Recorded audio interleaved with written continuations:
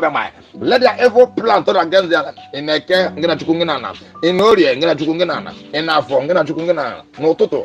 The evil plans of enemy will go back to them. In the mighty name of great Chukwu Kabamai. Ana wa onele Kabamai. Naha great Kabamai. The ha great Chukwu Okike Abamai. When I say no say kata, kaine kuku we are the land of the rising sun, we will love and cherish. Anya want to kaina konita. The land of the rising sun, we love and cherish. The land of the rising sun, we love and cherish. Heke Chukwu Kikabia, Anya want to gena walibo, gena walo wakela ina ke wakela ino de wakela ina for wakela ina kwa wakela ina toto wakela ina he wakela ina yaso. I got book here. I go where I got the question that you had. I was supposed to find it, but I have to give an appetite. I have to go and we are going to go Biafra. I can't try Biafra, go to try Biafra, come for try Biafra, come for try Biafra, and not to Kungana. I saw Biafra, I got 2 years and I can listen. 2 years and no, we see no, 2 years and for listen, 2 years and for listen.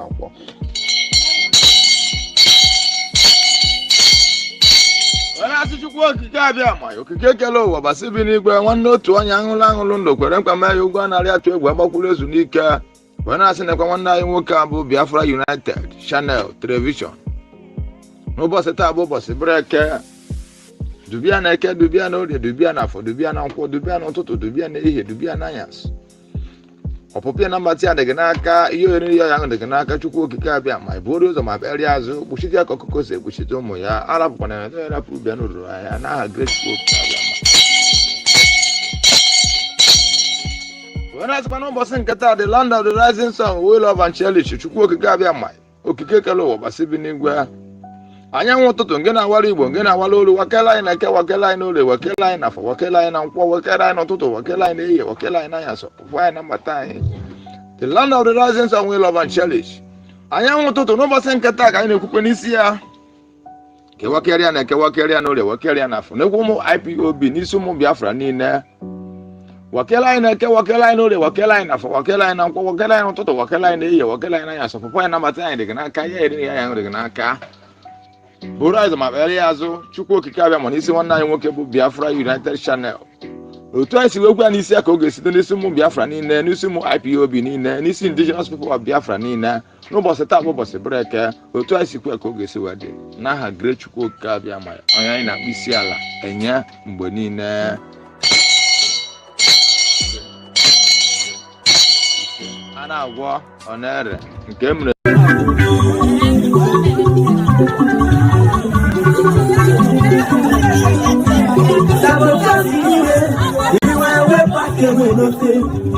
maka na ọkwana ka mmadụ na-afụjukwe n'anya lekwa mmiri ruru eru ọ ga-esi maka so na ahụ ọ ga-adị ka abayọla ịkọrị enta soro ndị Igbo tụrụ ilu si agwawa timati anụ dị eburu isi ya na tesoro jiri ebe bụ ụmụ Igbo mụrụ nze m ọzọ ekene mụ na ekene nwoke kene nwaanyị kene ikwu kene ibe kene nze na ọzọ kene ụmụ okoro Igbo ji ide egbe kene ụmụada na ụmụ ọkpụ kene ndị uchie ndị mbụ na ndị egede ana Igbo niile kene ahịa na ụbọchị na ana Igbo ji ide ebube kene mmụọ nwa ahịa na ekene mmụọ eke mmụọ oye mmụọ afọ mmụọ nkwọ kene mmiri niile nọ n'ala Igbo kene mmụọ nwe mmiri ana m ekene ozugbo mmụọ niile nwe mmiri nọ n'ala Igbo mmụọ mmiri nwoke mmụọ mmiri nwaanyị ada mmụọ na-ekene kene nne mụrụ Igbo na nna mụrụ Igbo wee sị n'afọ mụrụ ọmụmụ ada mmụọ na-ekene gị wee na-ekene ụnụ wee kene enu kene ana kene ezinụzọ kene mmụọ na-emere Igbo ife na mmụọ Igbo na-emere ife kene mmụọ eji wee bibe ana Igbo kene aja ana Igbo nna ụmụnne m asị m ka nkene ụnụ bifo ikuku nna abịa live wee na-agwa ụnụ na pasendị iri m nshi na aja n'abalị yes nna anyị esendiri m ha sendiri m and elecivuru m then send it and I receive it and m egosi ya unu mana anya ndoritinụ m na-achọ ime ka famala ụdat na ahụ na nnọrọ ebe anyị chere echiche igbu mmadụ onye ọbụla chere echiche igbu m na-enweta m ọnwụ na m anọrọ n'ebe a na-akpa nkata igbu mmadụ ma a wụrụzie dat na mmụọ ekwuru okwu ọ na nnụrụ na ya egbu akwụ emechi ọ na-ekwupụta ha mụ ọ na nnụrụ egbu mkpuchi onye gburunu asị m ebe ọ na-afa eji n'afa nje fa nweta m ife ọnwụ na fa emere m ya mee m mana ọnwụ na emebeghị m ọdụ otu ụtụtụ asị m na ebe ọnwụ na fa eji na aka nsị anya na-abafe ọnụ ụtụtụ na ire n'abalị o gosi na m akarị kafa ọzọ ọnwụ na m akarị mfa afọrọ nkafa ya esi na-eje ese ndiri chi ha n'akafa ajọ ọgwụ ama na onye adafa surprise ife ada ndị mbụ na ndị egede deni m anọ m ya and mmụọ unu na-agbago mmụọ unu na-ada asị nka nkwụ onya ụmụnne m ala ume ebe anyị na-eje eteka mana mụ nwa ya eji because of maka ya wee gbagbuo na otu egwu agwara m fa na life from time ka m na-agwa fa na nkalịrị fa na ife karịa fa na mmụọ ejebe mbe dibịa sị mbe dibịa gwọrọ m ọgwụ ka egbuola m mmadụ ejebe mbe dibịa kpọọ afa mmadụ be dibịa o mebe m ọdụ otu ụtụtụ and ya emekwe n'echi ana m asọ dibịa nsọ ife ọnwụna ya eme m eje mbe dibịa ọrụ nke ọma m ejebe dibịa maka na dibịa wa ọgwụ dọkịta ndị Igbo ọ dọkịta Igbo ka ọnwụ ọnya ka ndị be anyị ji agwọ ya bifo enwee dọkịta oyibo mgbe gboo enwere dọkịta oyibo ife enwerewo dibịa Igbo ị na-anụ ndị asendili mie iji gwa na eziokwu fasendili ye nke ahụ life and direct nke ahụ life and direct ụmụnne m ikuku na ọpụtago ọnwụ na ikuku na amesịa mma egosi ụnụ so that ka ndị onye ga ya ka ghara isi na ọmụ mere influence Oh my God. Ahịa ọma na-ere onwe ya Biafra unite. Ahịa ọma na-ere onwe ya daji adịghị ekwe gị ọnụ. ya akpasịrị echi anụ ya ọ dị aghara akpasịrị so ụmụ Igbo mụrụ nze m ọzọ ife m fụrụ n'ụtụtụ a nso ụnụ na ọkalị ha mụ mma asị ụnụ na-asị ihe mfụ n'ụtụtụ a afụrụ m ya Biafra Unite ya kwara netwọk go nso ụnụ na ihe mfụ n'ụtụtụ a since m ji pụta ụwa a na-eme m ataki ọdụ ataki ana m enweta ataki anaghị adụ m aga a na-adụ m ya ha na-adụ m ya onwebeghị etu esibe ndụ m ya onwebeghị ife m afụbe mana this one nke awụ highest nke awụ na-esendiziri m ya direct esendiri m ya na ndụ mmadụ na ọ na-enwere dibịa na-agwọ ọgwụ hey ọwụrụ ọgwụ ole nwekwere dibịa o onye sịkwa gị na-enwekwe dibịa ọkwa asị enwekwere dibịa mana the only thing you make is shock as long as we come on air every evening, the whole world must listen. As long as we preach this very gospel, must be with us. Guna chigi gunere na the most important one ka ga ekwoto chigi ana azozi gi umunnem yesterday I went to hotel of before we si na that hotel wee pụọ mana mgbe m na-apụ ka m pakịrị akwa m yiri since third m bịara obodo a paakị ya ihe ndị ihe m niile tupu tacha akwa m tinyere na hanga the other side tinye na akpati kpọchie ya wee luo n'ụzọ ụtụtụ m ma apụ wee buje na receptionist kpọchie with cold. So after ka m kpọchiri ya m jere ebe a drop wee jerezie court wee nata je burukwazie ya ebe a wee bupute ya wee bewazie na họteelụ nọ patadọkọ gị ya ebe ahụ after ka the first thing flu no card m credit card m ebe ha bidogodoro ụnyaahụ chi m wee merie ha so wee dọkọ gị ya ebe a because they need anything inside. Well, no, one of our sisters see American side there. We come some madam pataka haje maybe siam. So only maybe today I see yes na ye maybe sim more pota. Onya so bia ka maybe sia ye je no ka maybe sia no. Nkwado so okay kan saro. We butazi akpati kan pope. My goodness me, I want to remain in this We me spirit pa akpati ha. because we must worship heaven. We answer We me your pela akpati ma ana ma like white. White was my best color in my nandamo. I want to wear aqua 10. Mana 7 white. 3 one another color. So I'm going to pela akpati 9 maybe 9 and no aqua white from fear the kia uni. Fear the kunia. When you tear, Totia. Please, here na come on. Where's the cape doing gas you but an akpatimo? Anka, only NG Polo. I'm on me for you, only Fenji Polo. And Adam surprise Uni Aquam Pialamoa do Elemoa and I don't understand. Only Fenji Polo, way below the Quaka, which I capita. So, okay, I'm going to say this opportunity. It's a plate here up at the aqua, one side, and then one side aqua year in a year, one side aqua may be in a patch. Winching it is the aqua ma. I'm going to do something. To ask you, oh Lord of hosts, to have mercy upon us.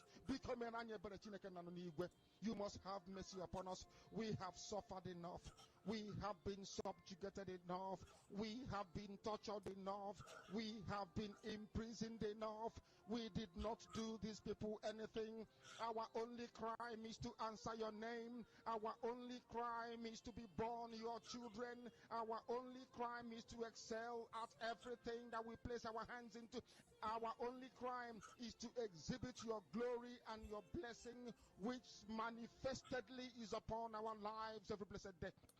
That is why they want to kill us. That is why the British want to join those of like this. to destroy your creation and your I'm not know now if this is Abam. to befall your name. You will not allow If I want to forget that, Abam call. of your children And I may walk when they go see a because of Ikukuna. honor and to praise you. Here I want Pam What we are or going Konofo. to is Then I pando will aquam or Konofo here to get in me. I pando will aquam. Then I need for Onofo. Then if the Nima or Konofria. Then if the Nimi. Uni. Muyon and yo, then if the Nima Pamo. Then if the Nima Pamo. you cannot forgive us. Now I Pangolo day before me travel. Then I know ya for ya Nima Pamo called. Mgbe nna chi ntegasizi akwa ntinyere n'ime ihe niile a na-ayọ osisi na ya mana n'ime ike akpati ahụ na ife dị n'ime na ife dị n'ime akpati m ihe a niile unu fụrụ ebe a wunye ife unu fụrụ kịta wu ihe a niile unu fụrụ daga ihe a niile na ose kịta dị ebe a wunye na ife a unyi unyi unyi ihe a unu fụrụ unyi na-anya akpati ngolo ọfụ. Now the first time nji eme travel aka nse emesa m na-etinyere unu ka unu n'ife nkọwagasị na ya n'anya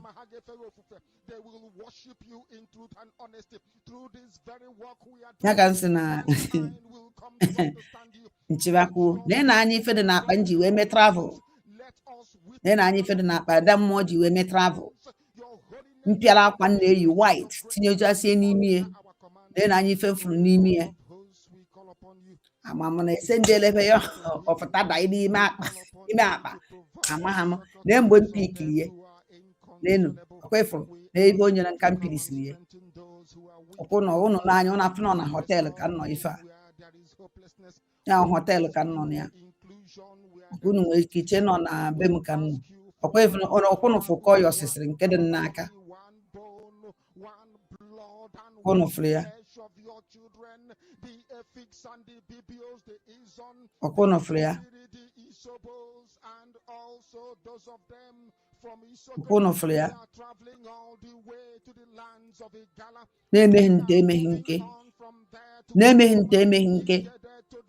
Just na ha chọrọ igbu mmụ. Maybe na ha fụ na m nwa backbone Simon ịkpa njọkụ.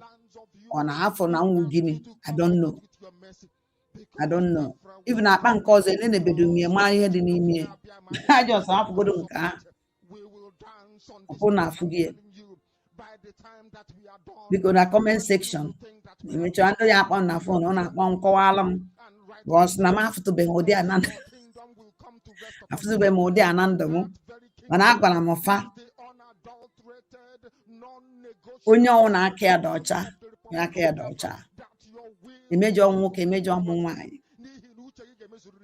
Emejọ ụmụ nwoke, emejọ ụmụ nwaanyị. Ọwụ na ịma na ife na-ekwu asị. Bịa debate come. Bịa gbara isi onwe gị. Bịa ka anyị jụọ gị ajụjụ. Ọwụ na ifiro na nna ebo gị iwu pụta na social media. Let us come and talk. Bịa nọ ka anyị kwuo. Anyị jizi afa m jebe dibịa. Anyị chọọ m ka iwuzie. Na-emeghị nte emeghị nke.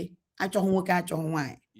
Ka anyị gee n'ikuku nna ntị ise nna m. Ka anyị gee n'ikuku nna ntị. Good afternoon and good morning, depending on your time zone, my wonderful people of Biafra, lovers of freedom all over the world. You are highly welcome to this very live presentation, reaching you all the way from the studio of Biafra Unite channel/television. I welcome every one of you to this very live broadcast. Today's date is 8th of August 2026.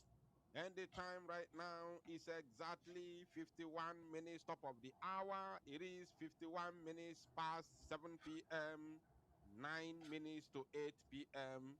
in the land of Biafra. So I welcome every one of you. This is your live presentation as we have gathered this very evening to do the needful. Let me know in the comment section if my voice is back and clear at the same time before we proceed into today's program. Let me know in the comment section before we move, because I was about to start the program a couple of minutes ago. Unfortunately, my voice was not coming out. And if my voice is back, please do not hesitate to let me know whenever they enter the network proves otherwise. Because, of course, I always tell us, I do not trust my network. Not at all. No chance. So this very evening, going by the title of this very presentation this evening, which I have titled myself, Unbelievable things are happening in Finland and truth is coming out. There's a reason why I said this. But and guess what?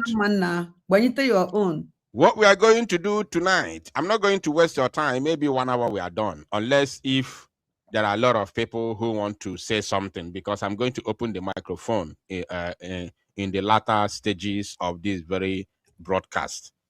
So, unless there are a lot of people who want to make their own contribution and then take the program to a longer, minutes. If not, 1 hour, we are done.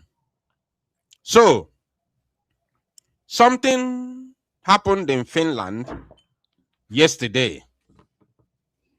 Please endeavor to like and share this very program. It's very, very important. If you haven't done so, please do it as we proceed.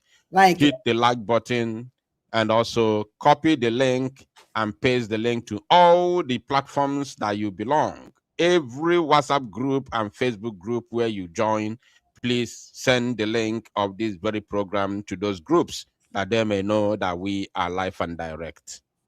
So, something happened yesterday in Finland, which we condemned in the strongest term. In the strongest time, when I say that, I'm not missing word. We condemn it in the strongest term. Okay? We condemn it 100%. Whether it is a blessing in disguise, some people who called me were also, telling me that it could be a blessing in disguise. Maybe also is going to let the Finnish authority know how our people love our PM, that to the extent that they can fight to hug him. Fine. I did not dispute that. It could be a blessing in disguise, but better it did not happen in the first place, because that is washing our dirty linens in the public. So it is better that it never happened rather than happening and being a blessing in disguise, at the same time bringing shame to all of us, to Biafrans, and to the freedom that we are fighting for, including our own PM, because that proves that we cannot be able to govern ourselves. So, having said that, after that, things began to unfold. And I have 2 videos. I'm not supposed to come live today. I wouldn't be live today, but because there are 2 videos that people kept on sending me those videos,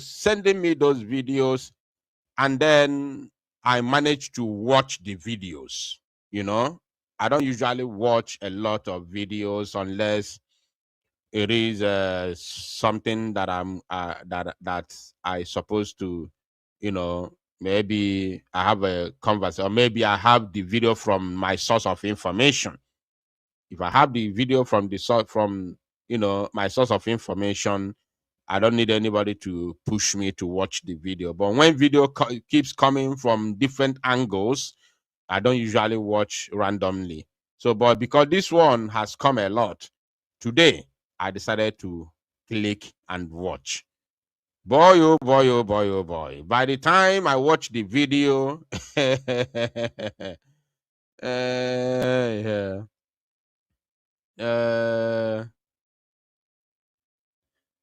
Somebody is making a comment that breaking news, Mazi, please, we need you to clear the air because Ngozi is claiming she is the one who hired Tommy, the lawyer defending PM Simon Ekpa.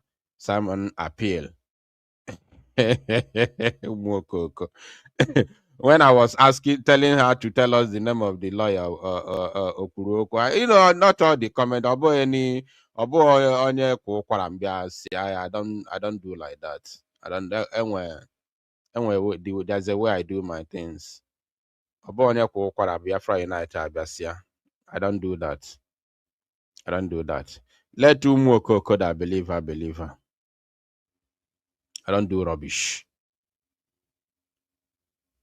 Uche no when of Finland they couldn't appear in protest. I don't listen to junks. So now, today, I want to, do something about this particular video. I just want to do something about this particular video. And after this very video,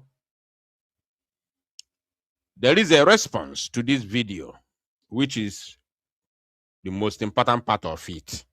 There's a response to this video, and it is the most important part of it that we are going to talk about this evening.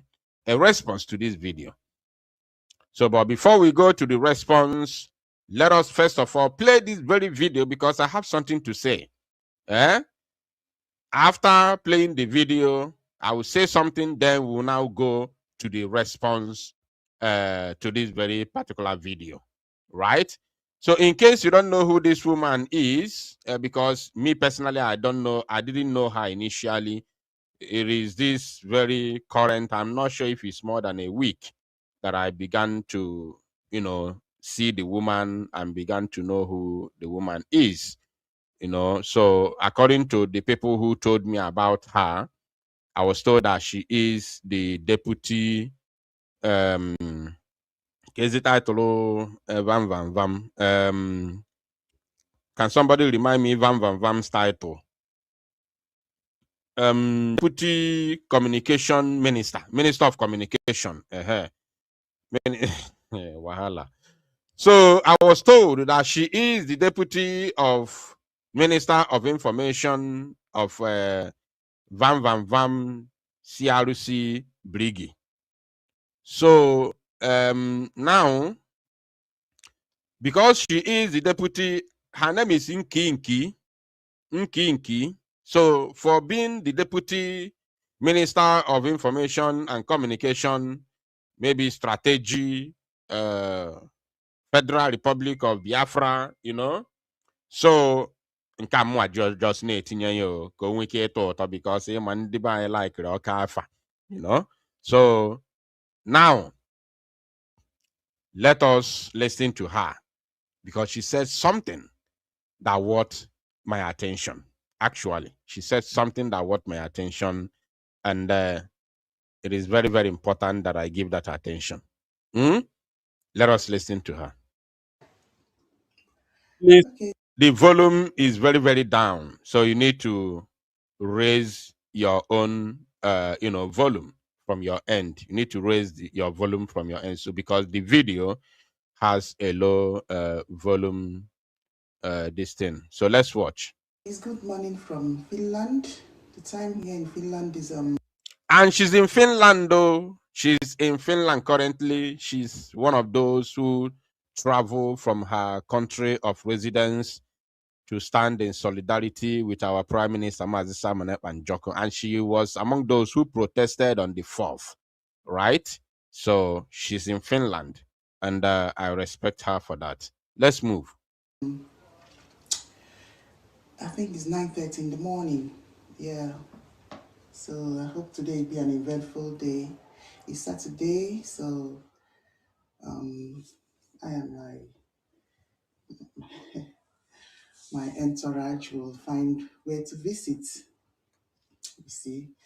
Okay, so not boring you with my personal life. Let me just go ahead with what I want to say. You see. Okay. My fellow Biafrans. Yeah. Okay.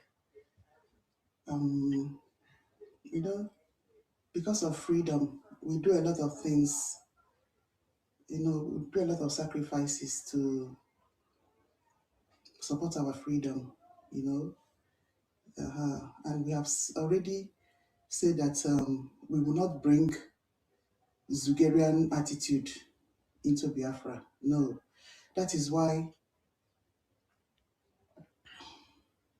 no matter the height you think you have reached in life or the position that you have reached, for this freedom, you need to,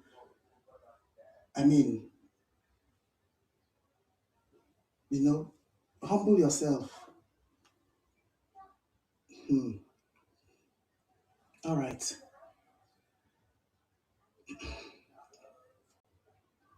I accepted to support Honorable Pastor Van Van Van. Yes, because I would love to, continue to talk to Biafrans in a professional manner, have a professional handle that I can use to continue to talk to Biafra, not just on the space, Honorable Pastor Van Van Van approached me to be his deputy and support him. And I told him that I'll think about it. Let him give me time. I told him I'm a very busy person. Yeah, but I'll try it for a while. If it's not, if I can't do it, I'll just quietly resign. Just quietly leave. See?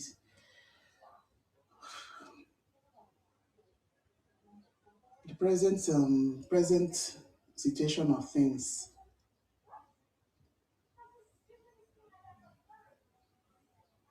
I'm not happy with what just happened with the tax issue. She said that she is not happy for what just happened with the tax issues. Remember that some group of people have been singing song with tax, tax, tax, tax, tax, tax, tax, tax, tax, tax, tax, tax, singing a loud music with that word tax over the months. Imana, in this very struggle, well, one thing ncholoko no malo, ni ife na amahokwuru anaha amada. Go and, document this line. Ife na amahokwuru anaha amada. You must know this and know peace. Gịnị ka m gwalụ gị? Ife na amahokwuru anaha amada. On where reason you work. And moving forward in this program, I will explain to us. Pay attention. If I wasn't present in Finland, maybe people, I don't know, they'll say that as he was talking in his channel yesterday, that Ekwensu and Ife and, they're trying to, sorry, Ekwensu and Ife, they're not in Finland. Maybe let's say Pastor Bina, or he didn't mention names, but I believe those are the, he was referring to. I don't like that.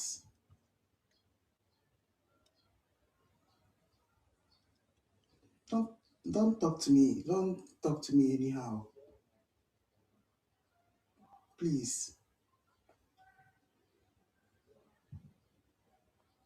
And I don't want to enter into back and forth with Honorable Pastor Van Van Van. You know that's the last thing I will ever do.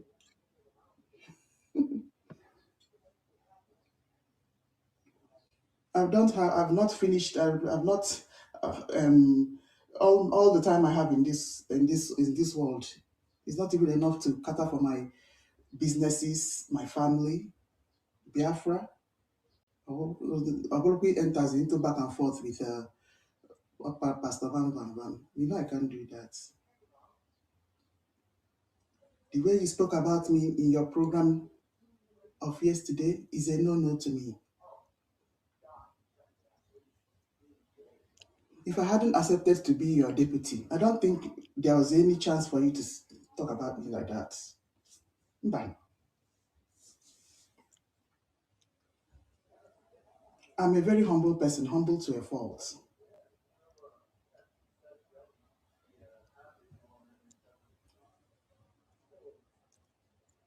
You see? What took place in Finland, the very first day in the court, they said that tax is not urgent.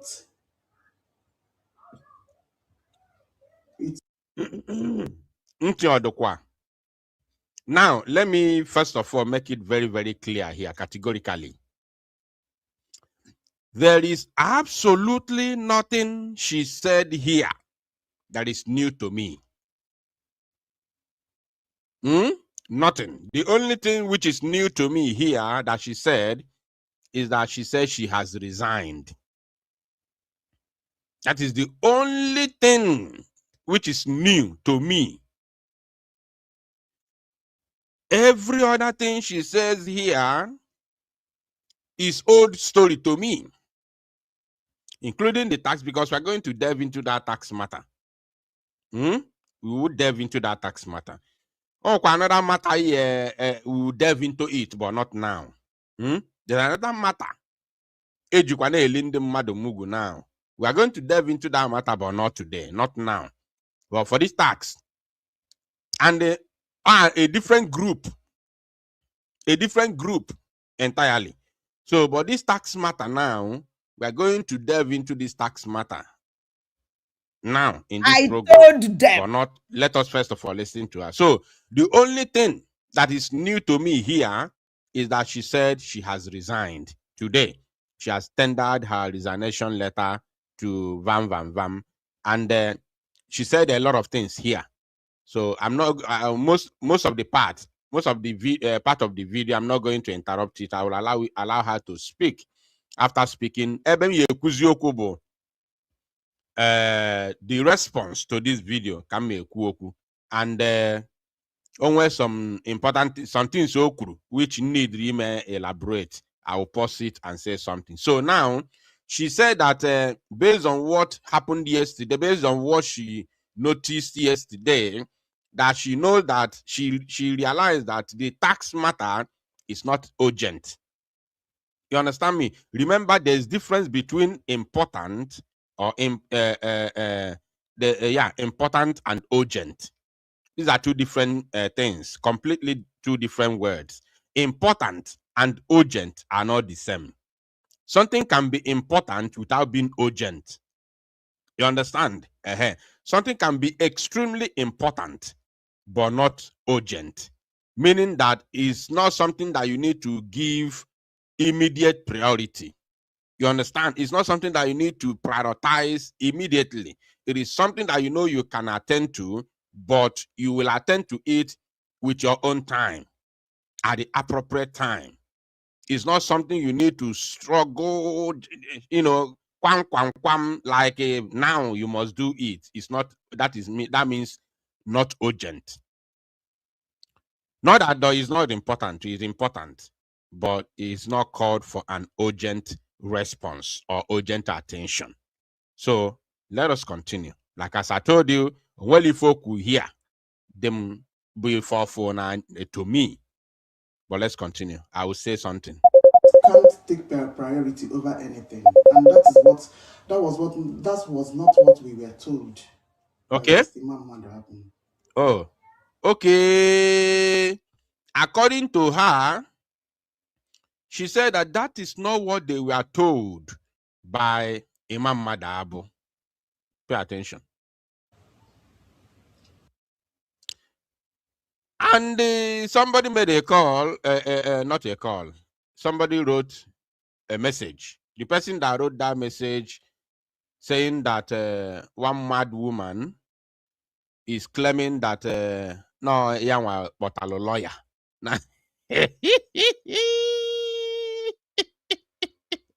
Listen, there's a day I played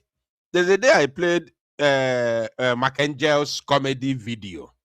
You know, I'm something that remembers things. Also, quite 20 years, I will still remember it. There's a day I played Mackengel's comedy where one of the Mackengel's crew boarded a bike, and that very bike took him everywhere in Port Harcourt, Iguacha, going to Bayelsa. Oh, now just thinking in name, you know what this that he's going to a particular place. The bike man, no, bike man, Bulonya, bike man, even the way Onyalas wear dress, you are very, very fine, well dressed. A quality suit, a coat. You got to go. Ogo Potalona Junction, they were dragging that madman. Everybody now drag it buru the madman. Then Dennis in Igwe, where booted that madman. You got to go. Where quarter that madman? Where Koliana aga? Koliana aga. Walking out to Riaka. Ojo, where are we going? Or Toliaka? Where are we going? Dennis in Igwe, Kogide this man, the bike man, Kogide, acquire the whole of Igwacha, Bruziana aga Bayesa. Tichie Oji 6 o'clock Oji in the morning. Kogide Chie till 6 o'clock in the evening. O message okay, the man no message to the man na hug ze na jezie ka kiss ye ebe aka no malo no nya ara ka obu na bike since yesterday. Sincerely okay. No madman ka okwa na bike. Anybody na-eso Ngozi Orabueze will soon know. No, so see, him I've told us since all the, I don't like repeating myself. Did they magono what transpired in that declaration? Redeclaration. I will have my time to tell you people what transpired during the declaration. or may the feet ijido onwe gị aka when the bomb will be dropped. Yotago. So pay attention. Let us continue. Anybody saying on nyawa kurulo yogwo, so anya anyagi receipt. Yotago. Even the people who let me tell you something. If I was not involved in this protest, if I was not talking about this protest, I claim host through the protest, they will still claim that they are the ones that that organized the protest, because the organizers do not have platform. The organizers do not have platform. They are not talkative. They are not media people. They are not on social media. The organizer, the truth of the matter is that those that organize the protest are not on social media. They are not social media group of people. So Obuna, if Biafra Unite and other few media warriors did not get involved in the protest, that same woman will still claim responsibility for the protest, especially Kitanobo success. Yotago, she will still come and tell you, no, Yawa, Yan organized the protest. She will tell you, because she has no shame. Yotago, she has no shame. So anybody who does not have shame does not worth my time, of talking about. And this is the reality. You may not like it, you may like it. You may not like it, but you may leave it. No problem. Manifem mababasi also agoma. But sin ye nwefe. We go niye melo na declaration na Finland. I don't call it the declaration because everybody, your eyes go open. Your eyes will soon open. I will tell you what happened in Finland in November 2024. I will tell you what happened there. You understand me? And those of you talking about the declaration, oh yeah, Megananya. What will happen moving forward? You go clear for your eyes. But one thing is for sure, a Sabo can never declare freedom for me. It doesn't happen. It's not possible. So all of you talking about redeclaration, continue. I don't have time for you. So let's continue. And even you, but I'm not blaming you, Pastor Van Van Van. You received your instructions from Mr. Imam Madhab. See? Did you get that? Let me come and let us get that, properly. That was not what we were told by Mr. Imam Madhab. And even you, but I'm not blaming you priority over anything. And that was not what we were told by Mr. Imam Madhab. Did you hear that? That the tax, they told them in Finland that the tax was not a priority over in every other thing. And then she went on to say, but that was not what they were told by Imam Madhab. That was not what they were told by Imam Madhab. That was not what they were told by Imam Madhab. Pay attention to this. And even you, but I'm not blaming you, Pastor Van Van Van. And then she said, even you, she's talking to Van Van Van, that even you, and then I'll say, but I don't blame you because you are taking instruction from Imam Madhab, which is understandable. Now let's continue. You received your instructions from Mr. Imam Madhab. See?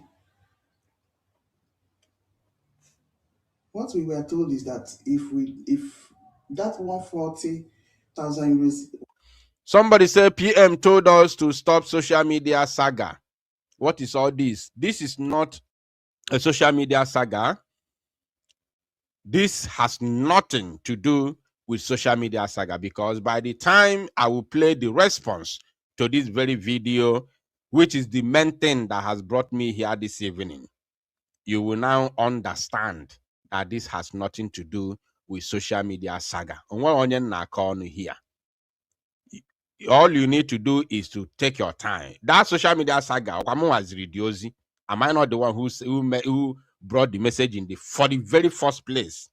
Both the very first message Mazizri in 2025, Okwamua Webtelia, and the second one Ozri, Okwamua Webtelia.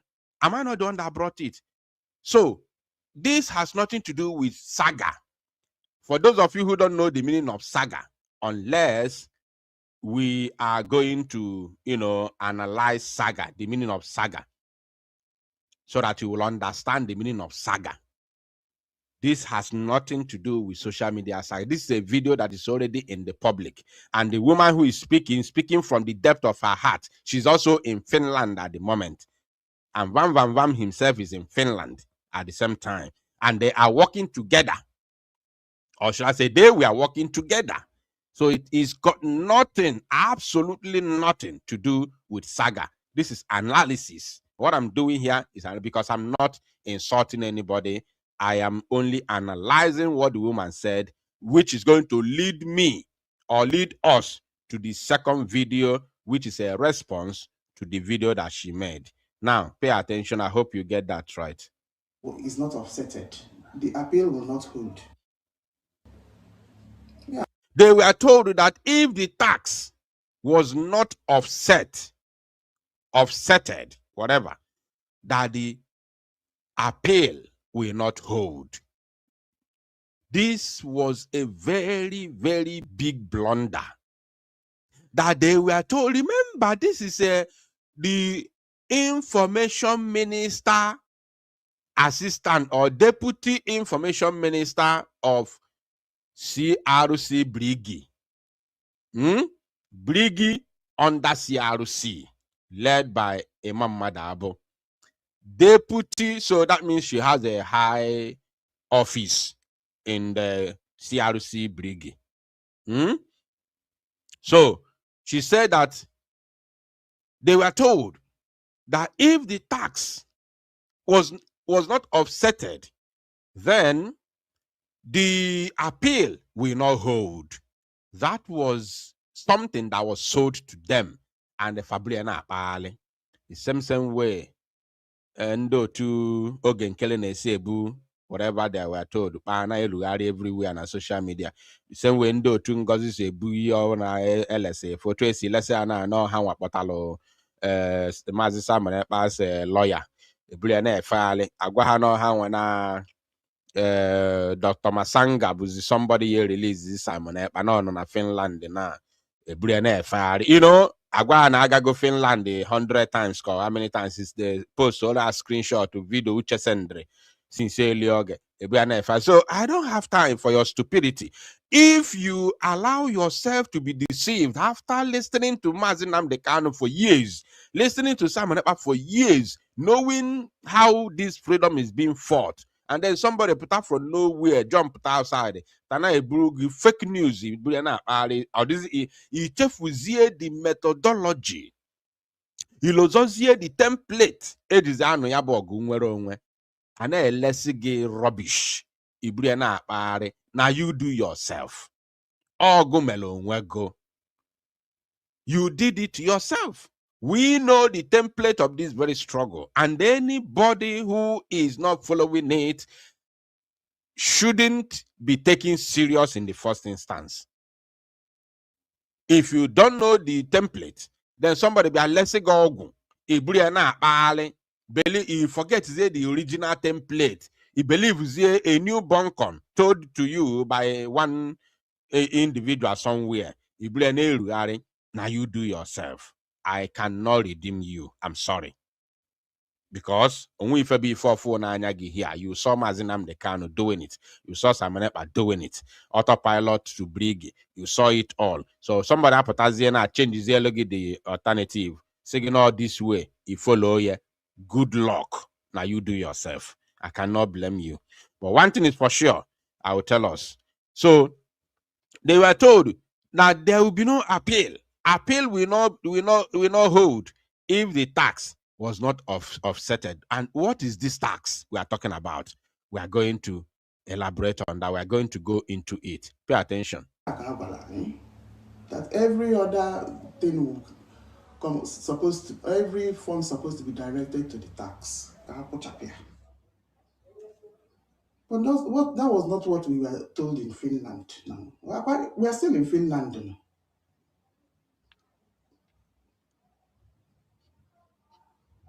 Even Obatobi's dad, that the elderly Finland man, he was just laughing at us when we were asking we were asking him the same question, bombarding him with this question of tax. He said, "What is this?" When they were asking Mazi Samonepa's father in Finland about this tax matter, the man was just laughing at them. She said it, on Finland though, she said it, that they were bombarding him with this question about tax, that because I go already, no tax, yeah, that there will be no appeal. So now they had opportunity to meet with the Obatobi Mazi Samonepa's dad, Onyoju Emelum Pana Finland. The man na Mohamo. See, I'm on really go no on Angolo no kameri kagare angoro no kagare. So let's pay attention. Where is this thing? Where is this 140,000 euros coming from? The man was asking them, where is the 140,000 euros coming from? While laughing at them. Now pay attention. He was just looking at us and giggling. And then Worry sister, Worry sister Chafe. She approached Attorney Tommy. Attorney Tommy he told them that he told her that the tax in question is 30,000 euros, and it's not even it wasn't generated in Finland. It's something Holland, you know. I will tell us about tax. Don't worry about that. This tax matter more. You know, sometimes in Nasanya Mbachenkete, Moam Fenis Bachenkete. Our people have been misled. Tax. Okwamu abuputele ya. Olosoto homo abo the very first person kuroko tax. All these tax. Okwa Biafra United boye kulogu tax in the very first place on the social media. Okwamu una mabiya basa una onweni of you ma no bato biejibu tax na Finland, including Vam, including Emma Abo, Okwamu boye kuliya all more boye kuloku ndi olosoto. How many of you know about that word, that name, olosoto? How many of you? How many of you in the comment section? Okwamu abonye kuloku tax in the very first place ever. Omu abonye, none of them knew about tax in the first place. Omu abonye kuliye olosoto. That olosoto bo Finnish name. Ndi olosoto. The people who see the affairs of tax. It came from this very platform. Nowhere else. It even took time before how other people be done maka tax. I am the person, and I will still explain to us anything about this tax. Remember that the woman Ekugo say, now even the lawyer told them, not only her, because Mandi was in a go for alape. So now the lawyer told them. Now, even the tax was not generated in Finland, which I'll be explaining moving forward. Now, let's continue. And even at that, it's not something that will not make the appeal to go on. You see? Paying off the tax is not something that cannot be paid off instrumentally. No. Most of us that are living abroad, we know how tax issues works out here. Did you hear that? That even they told them that paying the tax is not something that cannot be paid installmentally. Installmentally, that means, obere, which Obatobia has done. I told us about this tax since otutu. you go to the court. Is that all? No, say, okay, this, that. This is the reason. I will come there later. I will come there later. Man, I remember the woman said, even the lawyer could go, and the tax was not generated in Finland. And this tax, although that is not something that you cannot pay instrumentally, it's not something that they can clinch on or put you in jail for. No. No. Let's continue anyway. They take tax very, very serious. Hey, you know their tax, but that does not mean that when you owe them, they won't give you the chance to pay it on a year, so far that you're paying something towards it. They will penalize you. You pay that penalty. You put penalty. Add the other penalty into the one each. But the haga have to chicken only. You see? But the haga letter where the they will give you time to respond. You see? Or it was if you don't reply to their letters, you see, then they will do something. They may send a bailiff to your house to seize your things. They may lock up they'll take action against you if you don't pay them their tax. But that is not what is going on here in PM Simon's case.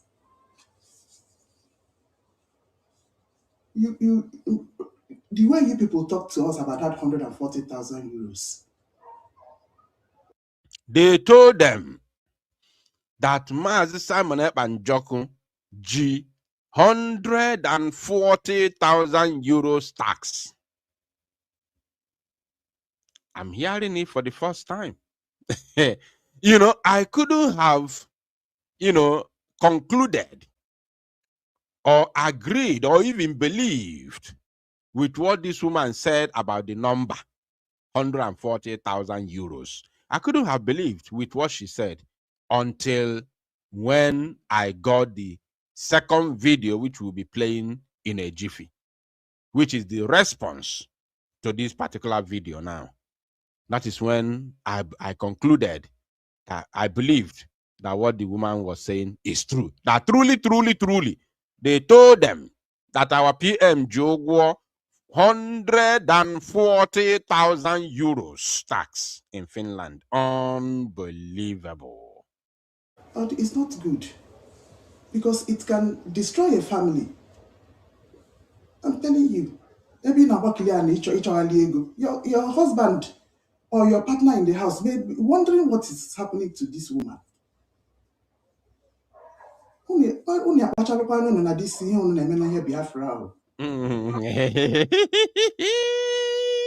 Also, no, ya kpacharụkwa anya n'ihe unu na-eme n'ihe Biafra, ịmahụ na ndị biznes batalụ na freedom. Business people came into the agitation and turned it into business. That's why they created groups. You don't know? Or no, how the reason why you wear groups, Bukana, they go on Agwahoge Mama. The reason why again. The reason why they splitted groups. If Melungozo Rabeze Jueke group na Finland, they will not in control of money. Because our choice again Kerena control ego or Kewapu group unkie Mepela Kante and other ego. That's all.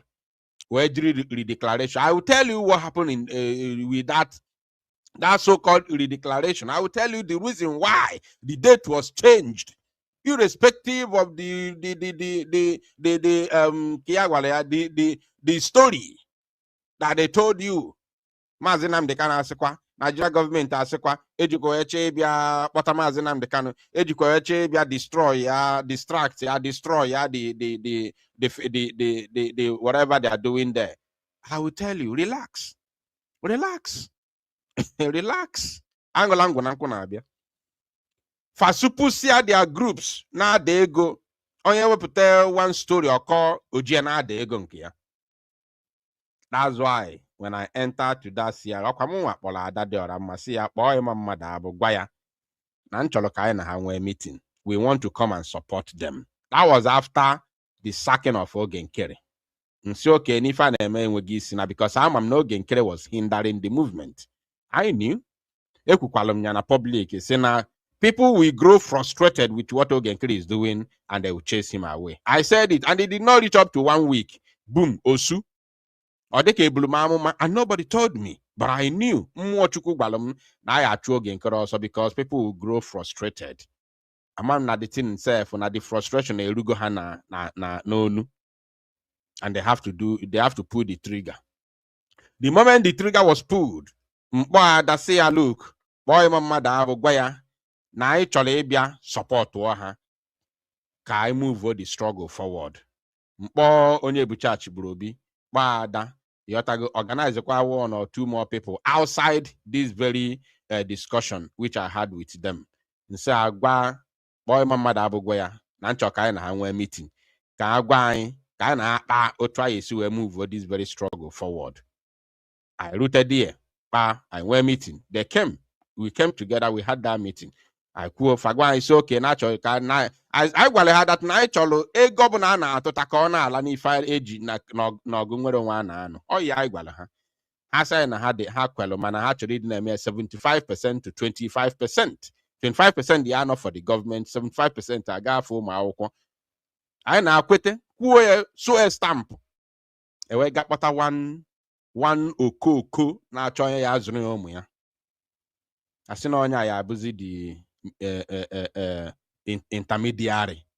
Ewere ego nye okoko eji gburu mkpa dịrị ya. Ụmụ akwụkwọ anyị nọ n'ime ofe na-ata ahụfụ. Anyị wetazie report a na-agba anyị mgba ị ga na-agwa ụmụ akwụkwọ that they must not speak to us again. You people don't know what happened. O nweghị ihe unu ma. That's why nnesi anya mgbachie nkịtị. Mfe n'isi gbachie nkịtị. Ewere ego nye oko anyị pụta weta evidence silekwa ihe na-aga ekwetiri ebe aka nnọmara na business na agbata eke ka ha na-eme. Kama ha ya egi ihe anyị na-ekwu ntị ha aga na-abala ụmụ akwụkwọ mbada they must not speak to us again. Ndị m fight 2021 set my life on the line na fight for them. Ka a napụta n'aka Chinasa Nworu. Ụmụ okoko pụtazi nya na anọ hotel gịnị na na-eme gazi na-agwa ha they must not fight, they must not speak to me. Because ha mana muna ha ikwu ya maybe business fa na-eme. You gotta so you know these things I'm just watching it. I don't want to talk about it. But when I get angry, when I become annoyed, nke m na-ekwu na-egosi evidence so ọkwa na-ekwu na-egosi evidence. Both voice notes, everything, including the meeting onwe ya. Na-egosi evidence. For anybody apụta doubt to us, na asị ka Biafra na with evidence. Every single thing in you the evidence ya dị ya.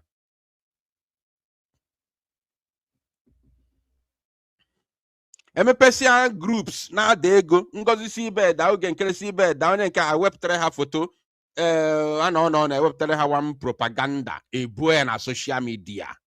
Ọ bụrụ ya bụ na anụ ọgụ nwere onwe ụmụ okoko ụmụ akwa anyị nọ na-ata ahụ to the extent na ordinary ebube agụ ọ bụrụ ebube agụ udo ga-achị tanganchi group Soludo well the effrontery ịwakpo ụmụ akwụkwọ anyị n'Ọsụmohu recently wee gbuo one of the toughest guys anyị ji eme ọnụ while some stupid elements criminals nọ na-ada ego na social media.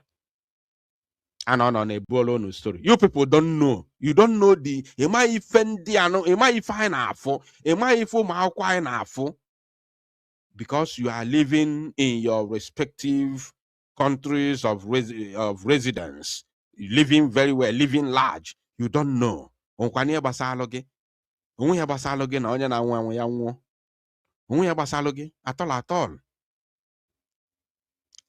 And now they go na social media. Ị na-ajụ gịnị ka eji ego eme? Gịnị ka eji ego eme? Ụmụ akwụkwọ anyị gbasasịa nọrọ n'ime ọfịa na-ata afụfụ n'ime ọfịa. Group of people nọlụ na-ada ego na social media. Na-akọlụ ha story. Diplomatic asị ha ewepụtala ha foto Donald Trump, ewepụtala ha foto one senator. Oh my God. Alomelo. Please, because we're talking about finances. You know,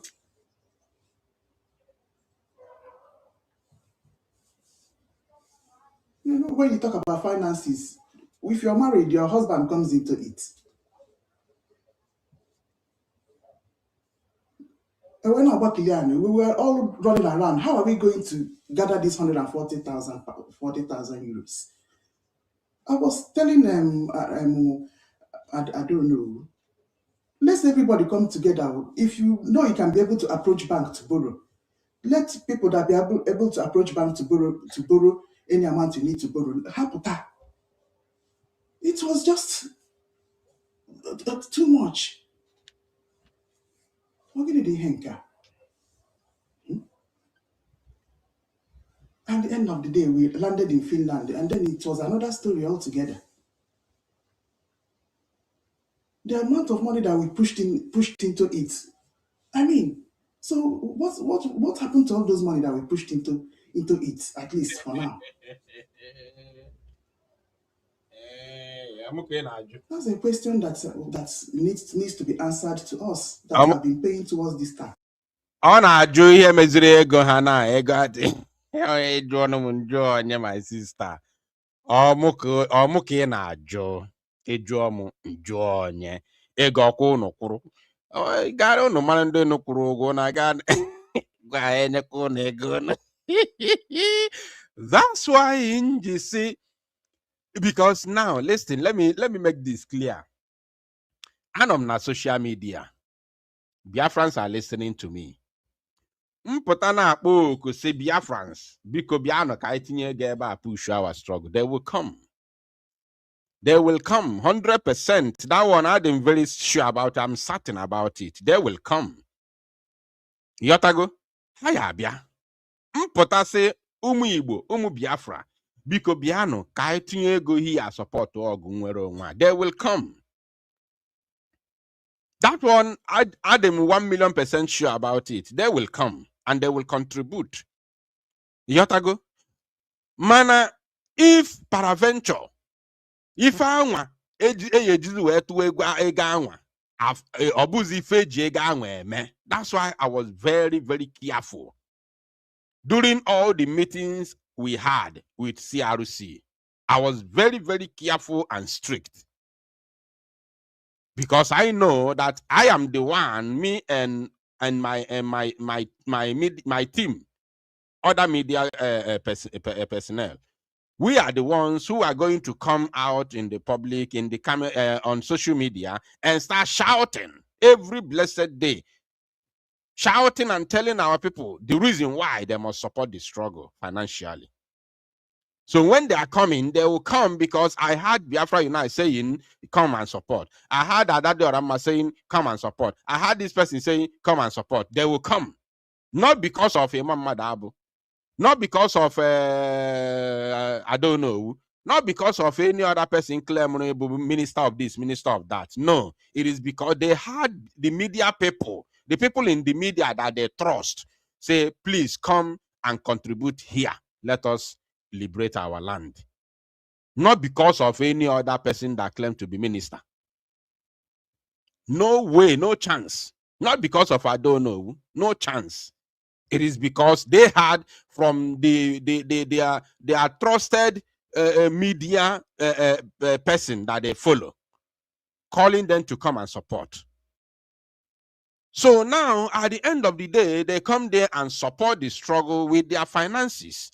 At the end, they are not seeing that very thing had you any go there. Everywhere that be in the zoo na run riot na ni okwa eruechi okwa Biafra Unite ka ya drag. They will drag Biafra Unite. Mputazi ikwu okwu na social media chance we puta na ana drag him na comment. Apo na ndị ọzọ nọ na social media on their own. Even many of them yekwo because of Biafra Unite. Mepezia social media platform na drag Biafra Unite. No olige go ha. No deceive go ha. Onwekwa ya akpa ịma mmadụ abụọ. Onwonye ya akpa do no wuo. Onwonye ya akpa these ministers these ministers that. Nobody will call them. Nobody knows them. Nobody knows them. Yotago, Obu na amaghị iru ha, nwere ike mara iru ha, but nobody cares because Obu ha nwa ka efuru wee bịa tụọ ego anwa. Obu ha nwa kpọrọ gị iji wee bịa tụọ ego anwa. You got what I mean? So I drag one day ha n'oru ha wee bịa tụọ ego. At the end of the day, anyị nwa ya bụ ndị ọjọọ. Anyị nwa nọ na media ya bụ ndị ọjọọ, not the people who are controlling the money. Not the people who are controlling the money. So that's why I was very, very careful and very, very conscious, precise, to make sure that now, once we begin this media battle, na if the money where man. But when they see that now we are very, very, very, very precise on what we want, at times they told us, they let us know that they don't need us. They let us know that they told us that they don't need us. Thinking because that 2 times they saw the changes. Then he changed a feel is here now do to anaga that they can chase Biafra Unite, chase Adade Orama, chase Onyebuchi Ashibrobi, chase any other person who followed them. Then people will continue to come and contribute money to them because few times either 2 times and we'll changes already. I check a feel is here now they can continue to grow like that. At the end of the day, what happened? Even without me saying anything about what happened, what transpired, at the end of the day, what happened? Because if an amahokuru anaham ada. If an amahokuru anaham ada. That's why you test all these stories, use some tactics, tax. If I go, you don't need to tell them for cover up. No. Only can wear good intention. They may have good intention, but now they are looking for something that can push people to contribute money, which is not even there, which is not there. Maybe they have good intention. Maybe I don't know who has good intention, but they don't know how to go about it. Then I chose if I about one mother about 2 ego. That's why they are, scampering for safety, looking for safe landing. A blue taxi, maybe we can quote taxi and I connect out to PM, connect out to the appeal, his appeal court, appeal hearing, and we keep pushing them mad about 2 ego. You don't need those things. You genuinely do not need them. Our people need rezioku.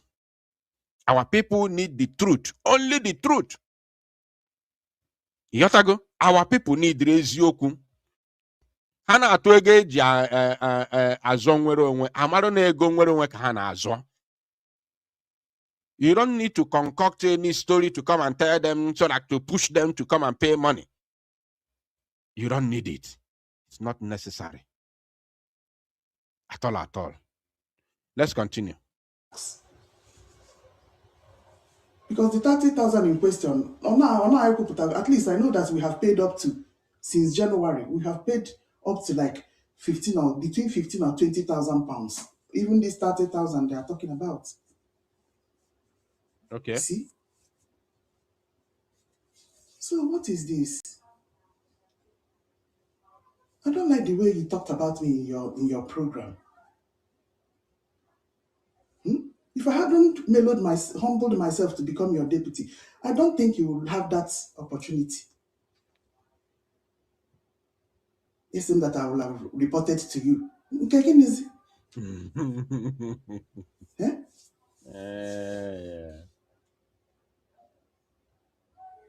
If I felt the need to ask you questions, I would have come to you. If you notice that I've been avoiding you since we came to this Finland. Okay. Yes, Honorable Pastor, I have been avoiding you since after that this thing. So we only see in court after that protest. I don't think I've picked your call since after that protest. I've not. And I know why. You see, I don't like the way you spoke about me in your program.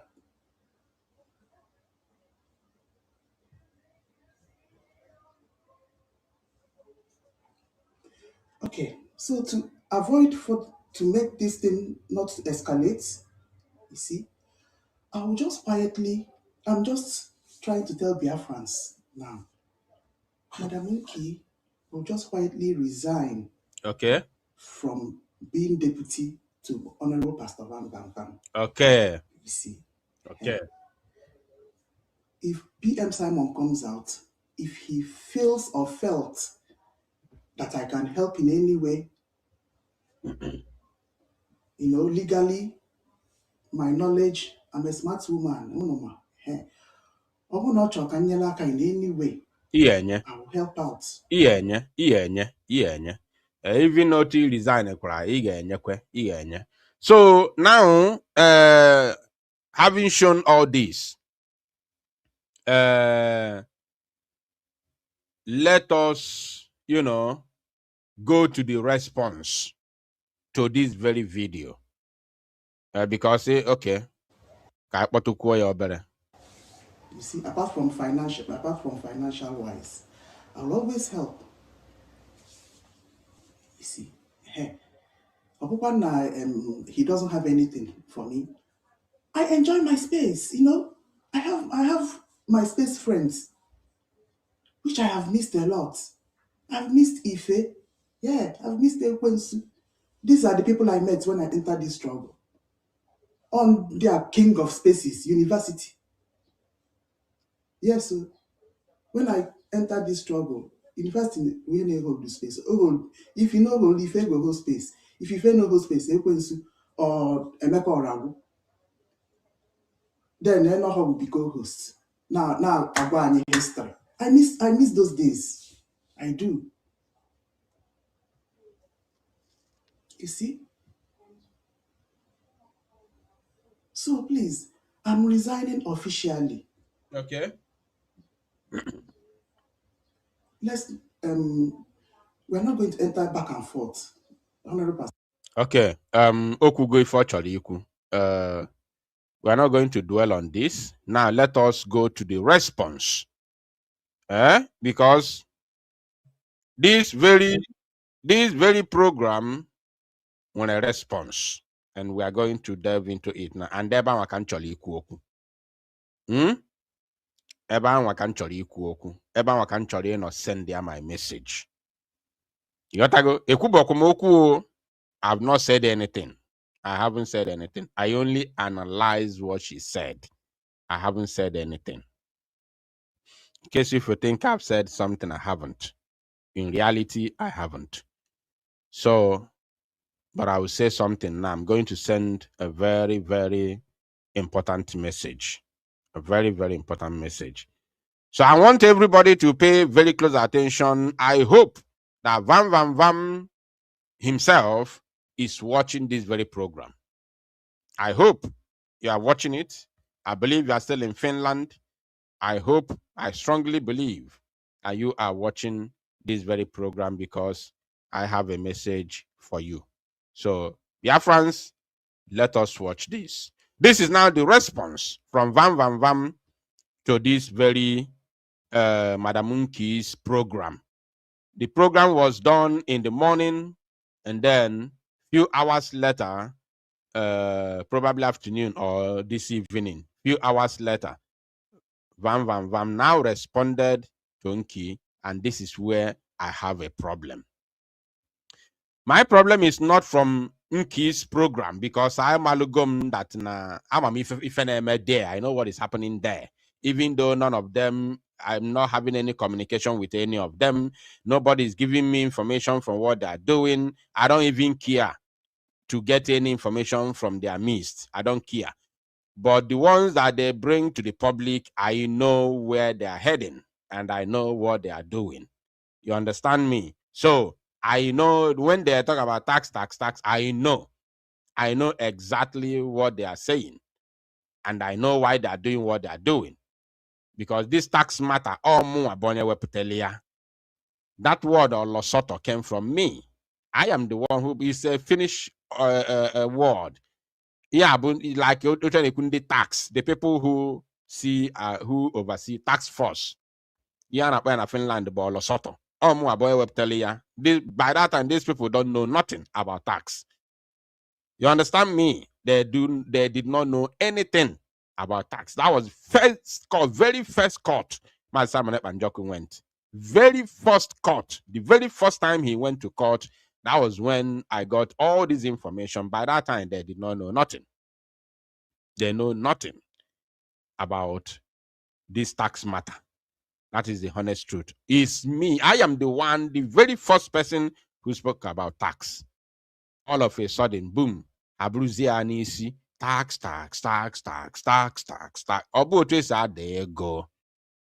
Ono na agba speed. And the speed ono na agba speed eji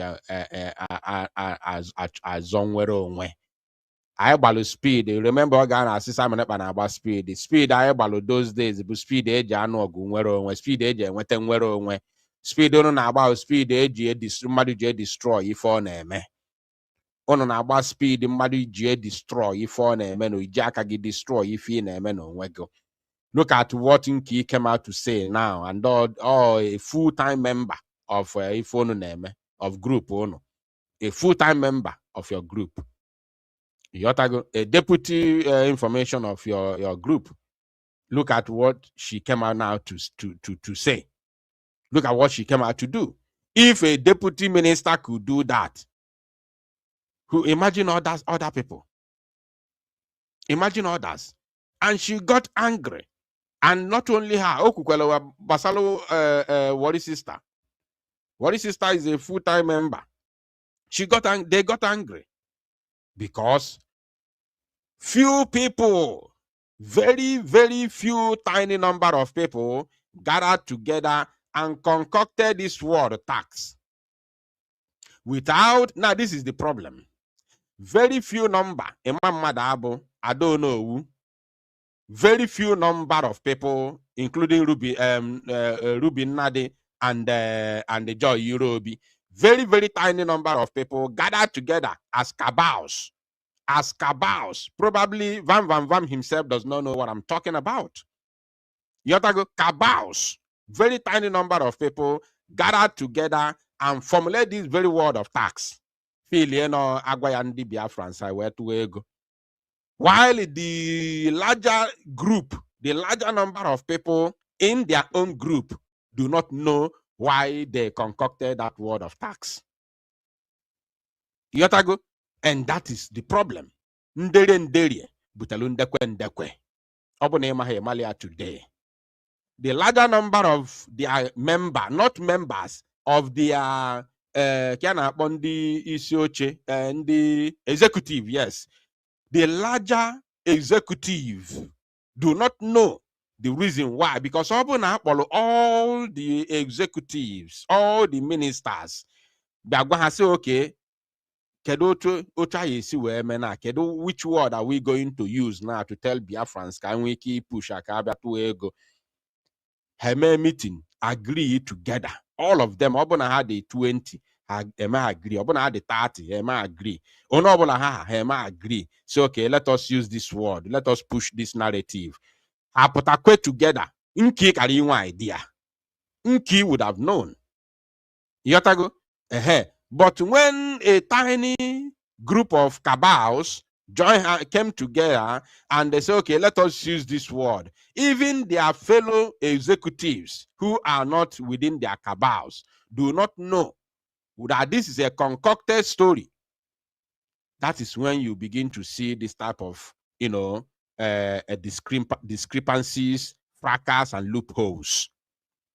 That is when you begin to see this kind of rancor, because they are running a Kabbalistic group of government, or should I say a Kabbalistic government. They are running a Kabbalistic government. You understand me? And you can never succeed when you run a Kabbalistic government. You only need to have executives, not cabals. When you have cabals within executives, you mean to fail. You fail woefully. That's why even though Tungozo Arabezo Epoto Basu onwe ya afọ, onye pụta ọgbasuo onwe ya afọ. Joy Irobi apụta gbasuo ha afọ. Kedu aha ya nke enwe nke akpọburu their Minister of Defense ọpụta boom, Ugo apụtago boom. Onye nke ọzọ na-adị one of their men, onye nke bụ onye isi ndị media afa, ka afa ya, what's the name of that woman bụ onye isi ndị media afa, apụtagokwa nke ya boom, ọgbasuo ha afọ. Onye pụta ọgbasuo ibe ya afọ, because they are running cabalistic government. They don't know what they are doing. Yatago, they do not know what they are doing, and they are running it with lies and deceit. So a group of people, very tiny number of people, will concoct one lie and then told the entire executive. So now the executives will now know what the floor members know, not what the cabals know. The cabals know a different thing, executives know a different thing, and then the floor members, the followers, know a different thing. That is the reason why in Nigeria, nderi butalu ndekwe. You got to go now, because they know differently. They know different things, because they are running cabals within a group. Because when I say government or DECA or anything like that, it's just a mushroom groups. Yotago. So, and this is what is destroying them. That's why none of all these groups, none of them is moving forward. They're only based on propaganda. They run propaganda from Ngozo Arabezo, Genkira, and all of them. They all run propaganda. None of them is realistic. And that's why they are doing nothing. Now, let us listen to Vam Vam Vam, and then I'll send my message direct to him. Thank you, fellow Biafrans. Thank you, lovers of freedom. Thank you for joining me right now. For those that are awake, wherever you are, and here with me is Simon Ekpa's dad. Somebody made a comment in the comment section that even Caterpillar opened the Madam DPM's nyash. Of course. How many of you have seen a video where a member of ESN Potalo Neku against Mazinam Dekano? How many of you have seen such a video? Or even a top commander Potane Eku against Mazinam Dekano? It can never happen. Never. How many of you have seen a video where a top commander of BLA Potalo Neku against Mazinam? Never. You can never see such a thing. Because these are people who run the agitation sincerely from their heart. Yatago, these are people who came out to run the agitation truthfully from the depth of their heart. And it's true. Even Caterpillar opened her Madam DPM Nyash. That is the reality. It happened. We all saw it. So let's continue listening to Vam Vam Vam.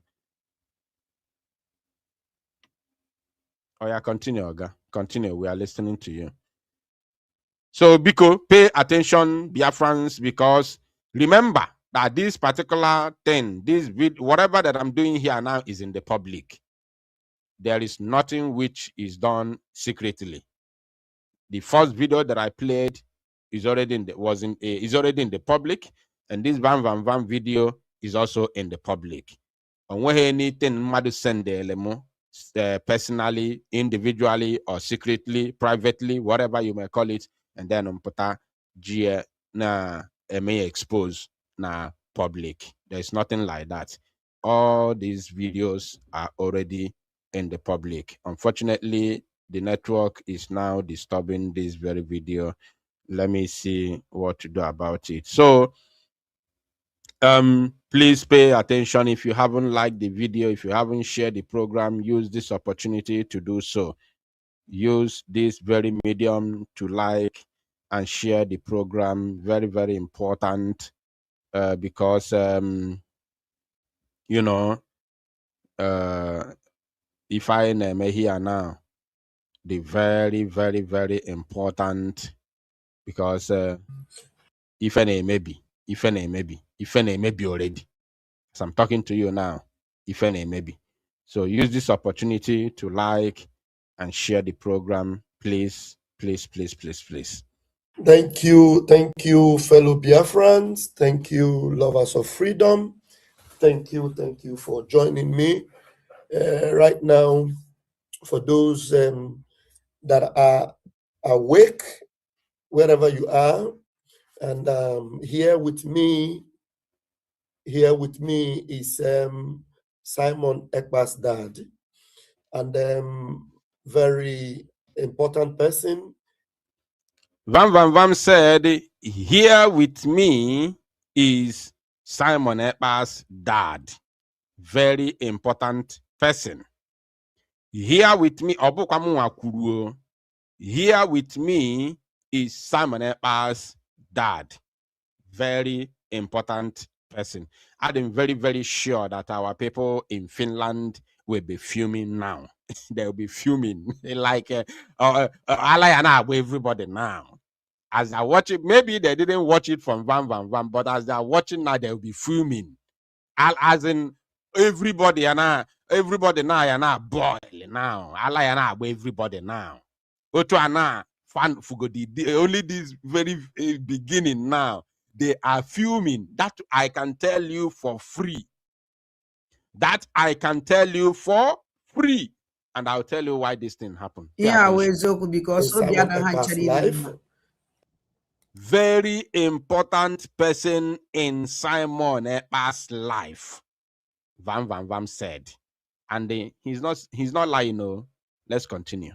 And very important friend of the Biafran people.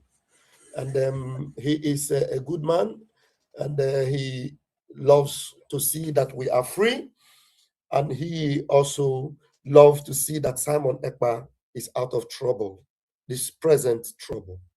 So while we are here in Finland, there is a lot of misunderstanding going on about Simon Ekpa's appeal, about the charges, and about issues that are priorities and the cases going on. But one thing of particular concern is the tax case, that some of our brethren have come in touch with, got in touch with our daddy, Simon Ekpa's daddy, Mr. Kejo, and they asked him some questions, and his reply was taken out of context or was probably misunderstood.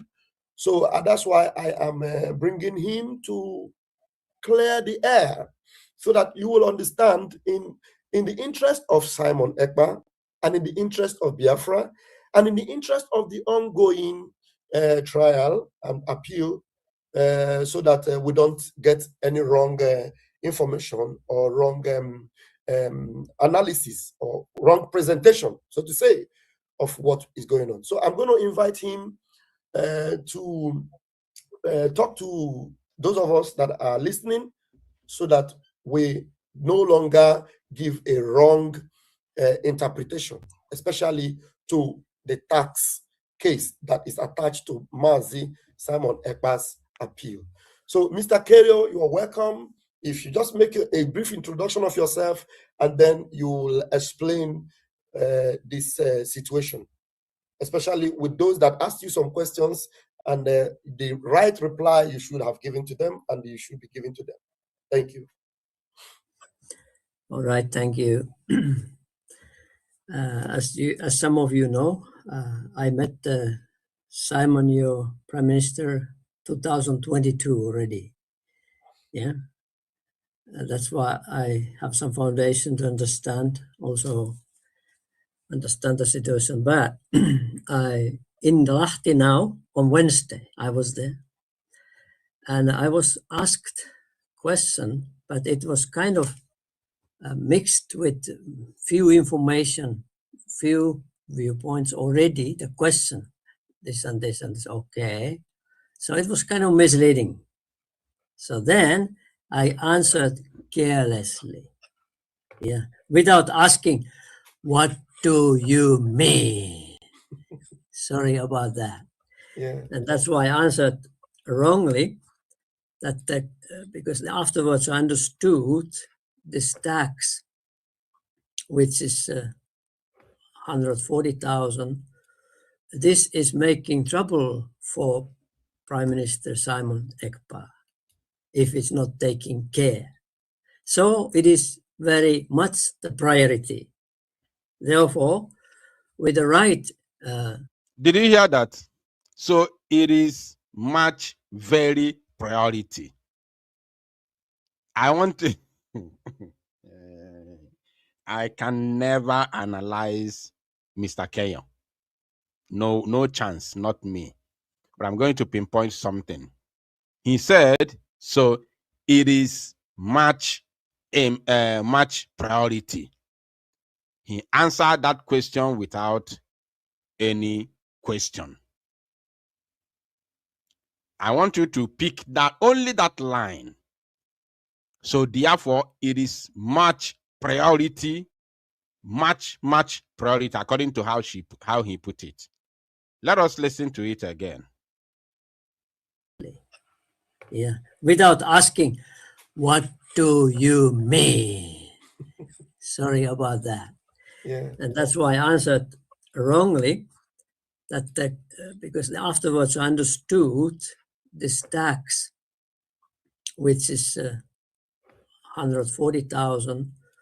This is making trouble for Prime Minister Simon Ekpa. Of course, no doubt, the tax has made has caused issues for Mazi Simon Ekpa and Joko, no doubt. I said it right from the very beginning, from the word go. I said it from the word go, which they even raised. Even when he was about to be released, another female prosecutor also raised that same topic again. That was last year. You know? So, and this matter of tax, Mazi Simon Ekpa and Joko has been invited, and they have cased this case of tax, even without Biafrans knowing. But I will come there. I will tell you more things you need to know about that tax. Let's continue. If it's not taking care. So it is very much the priority. So it is very much the priority. And remember, Van has not even questioned him. Van did not ask him, is this tax a priority or not? Is it urgent or not? But Mr. Keyo has already told you now that it is very much priority. What does that tell you? Kamalonu ma nwere ndị otu m nwere uche na comment section. What does that mean? When you answer a question that is not asked, that you have not been asked in the public, what does that show? What does that tell you? It is much a priority. It is very much a priority. So let's continue. Like as I said, I won't analyze Mr. Kenyon. You don't know. After social media. I will come there. Let's continue first.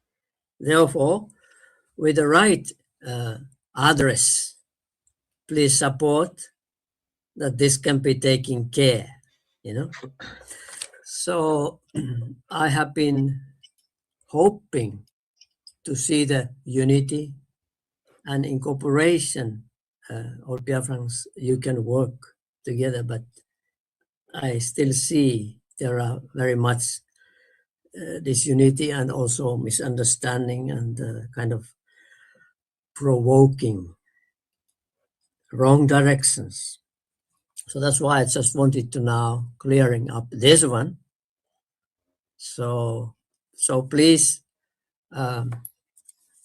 remember this and do accordingly. And it's very serious issue and has to be taken care, which I mentioned. Let's keep on moving forward with good faith and confidence And I hope everything goes well. Thank you for now. And if you have some question, I can ask. Yeah, thank you very much. The confusion about this tax came with the misrepresentation of the previous tax that was 30,000 and the current updated tax and the information that should come from the civil attorney. The civil attorney, maybe you can clear the air about this information, because the information about the tax, some Biafrans do not know that the criminal attorney, which is Tom, have little or less information about these taxes. The person that have the full information is the civil attorney. Can you clear them so they understand? Because a lot of people go to Tom and they keep asking, Tom, what do you know about it? If Tom have the knowledge of the 30,000, the previous tax, and now there is an updated tax, which is 140 something thousand thereabout. So they begin to hold on the information that came from Tom or the previous information they got from you about 30,000. Can you explain to them the position of the civil attorney and the criminal attorney, so that they know who actually has a better information about this tax between the civil attorney and the criminal attorney? Actually, this information I don't have clearly in my mind of what is the civil attorney. I have just heard that there are some people working in America, and I just know that person, Tommy. You mean Tommy, maybe? Yeah. You mean Tommy? Okay. So he's in Finland. Yeah. He's the one who is like taking care of this case of Simon. So and other one, yeah. He is taking care of this case, and as far as I understand, this Maria Onanoria, he said he doesn't have the information. He said it. Let's hear that. This information I don't have clearly in my mind of what is the civil. The question Vam Joria or say no where the information is not clear in his mind.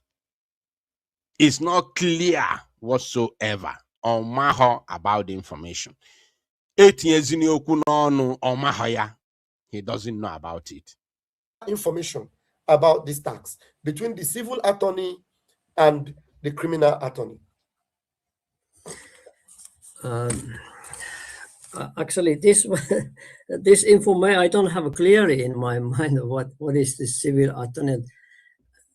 I have just heard that there are some people working in America, and I just know that person, Tommy. You mean Tommy, maybe? Yeah. You mean Tommy? Okay. So he's in Finland.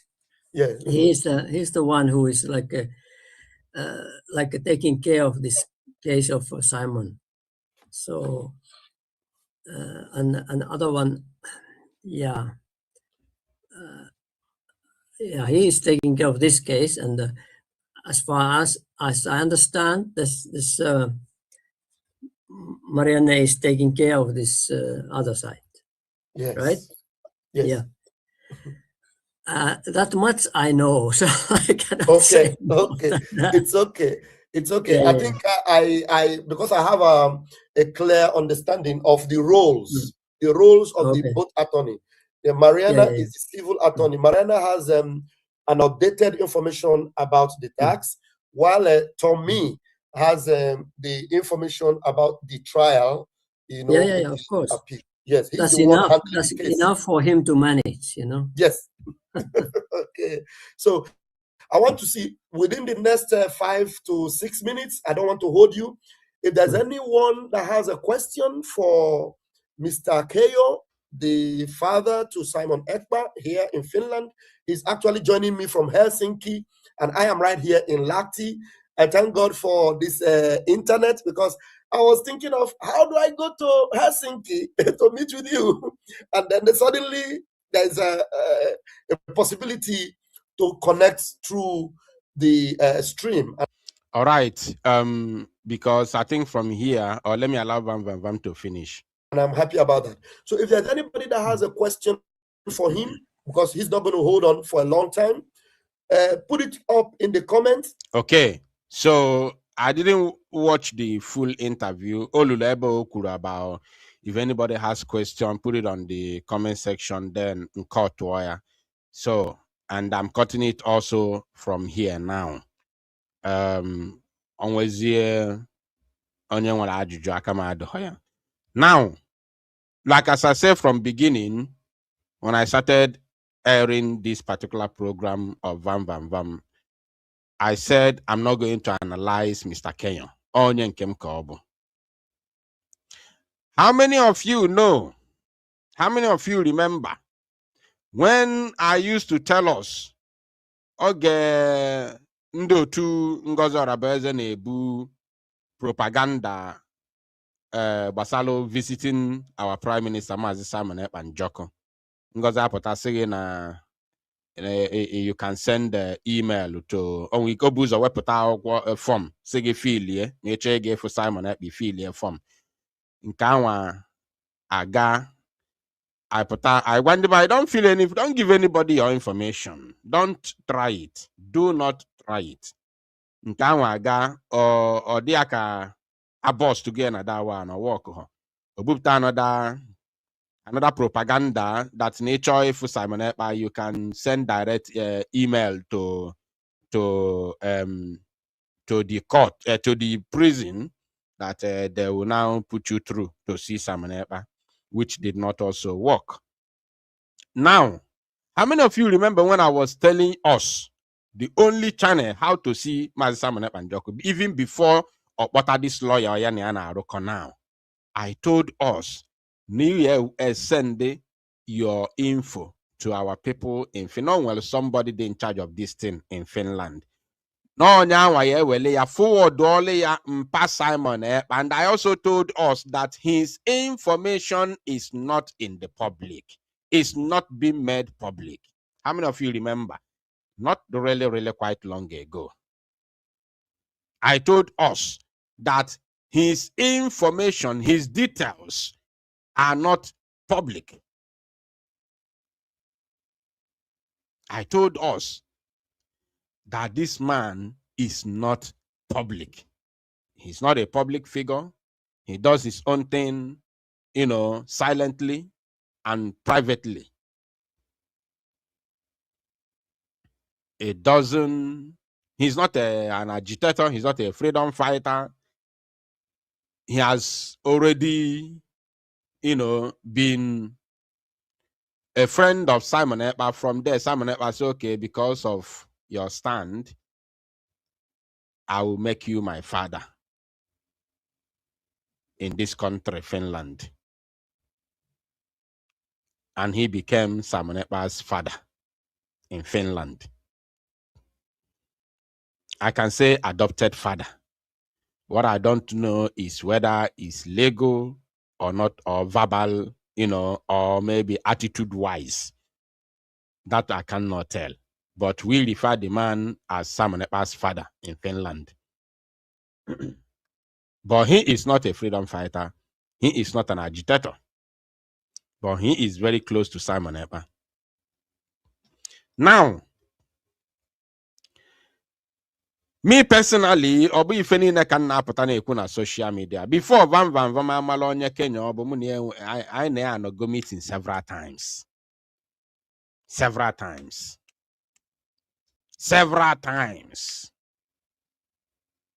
Before Vam Vam Vam amala onye Kenya obu. Now, how did this thing happen? After the bombastic video of Inki,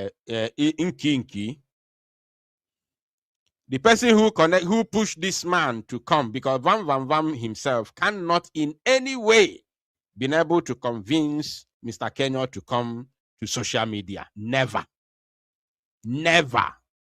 Van Van Van couldn't have done it.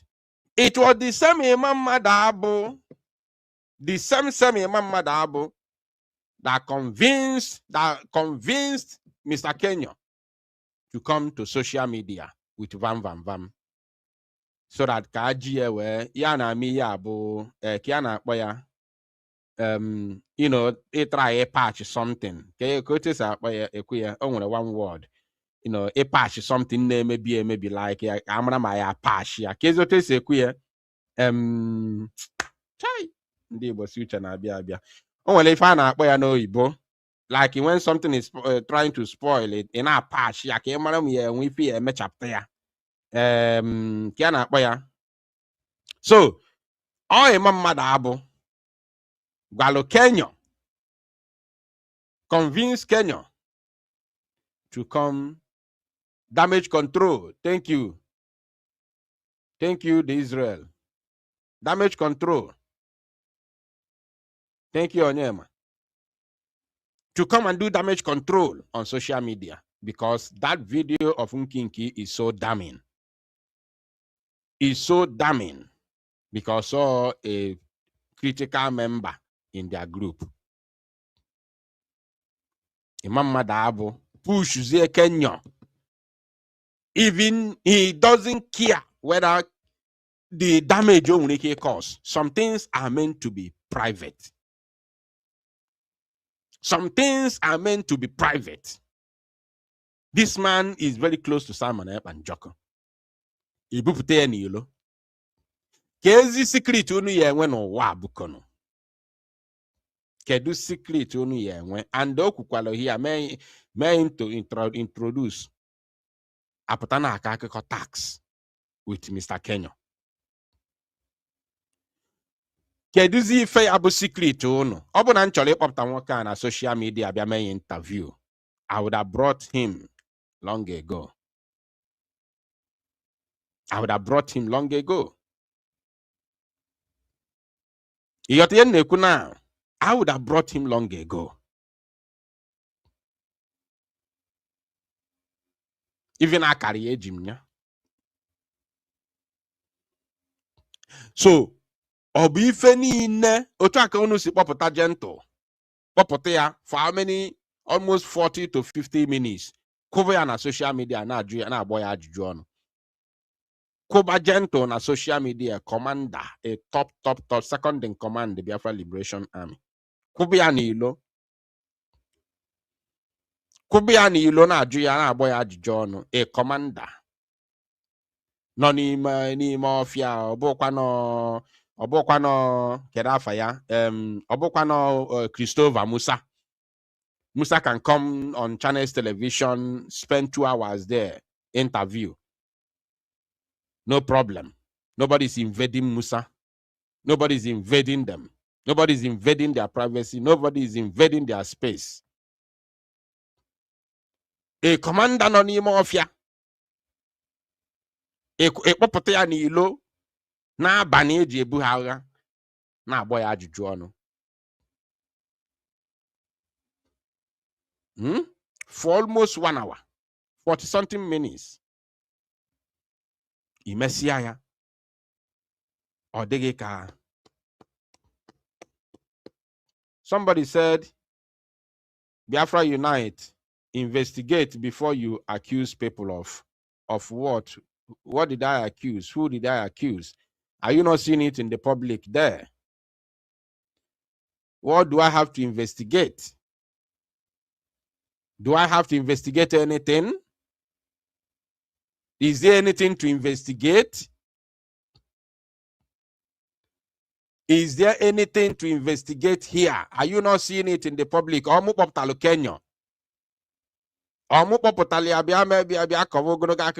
Tax. What do I have to investigate? Because tax, you know, I can't even investigate. Tax, mo first person kulo na social media.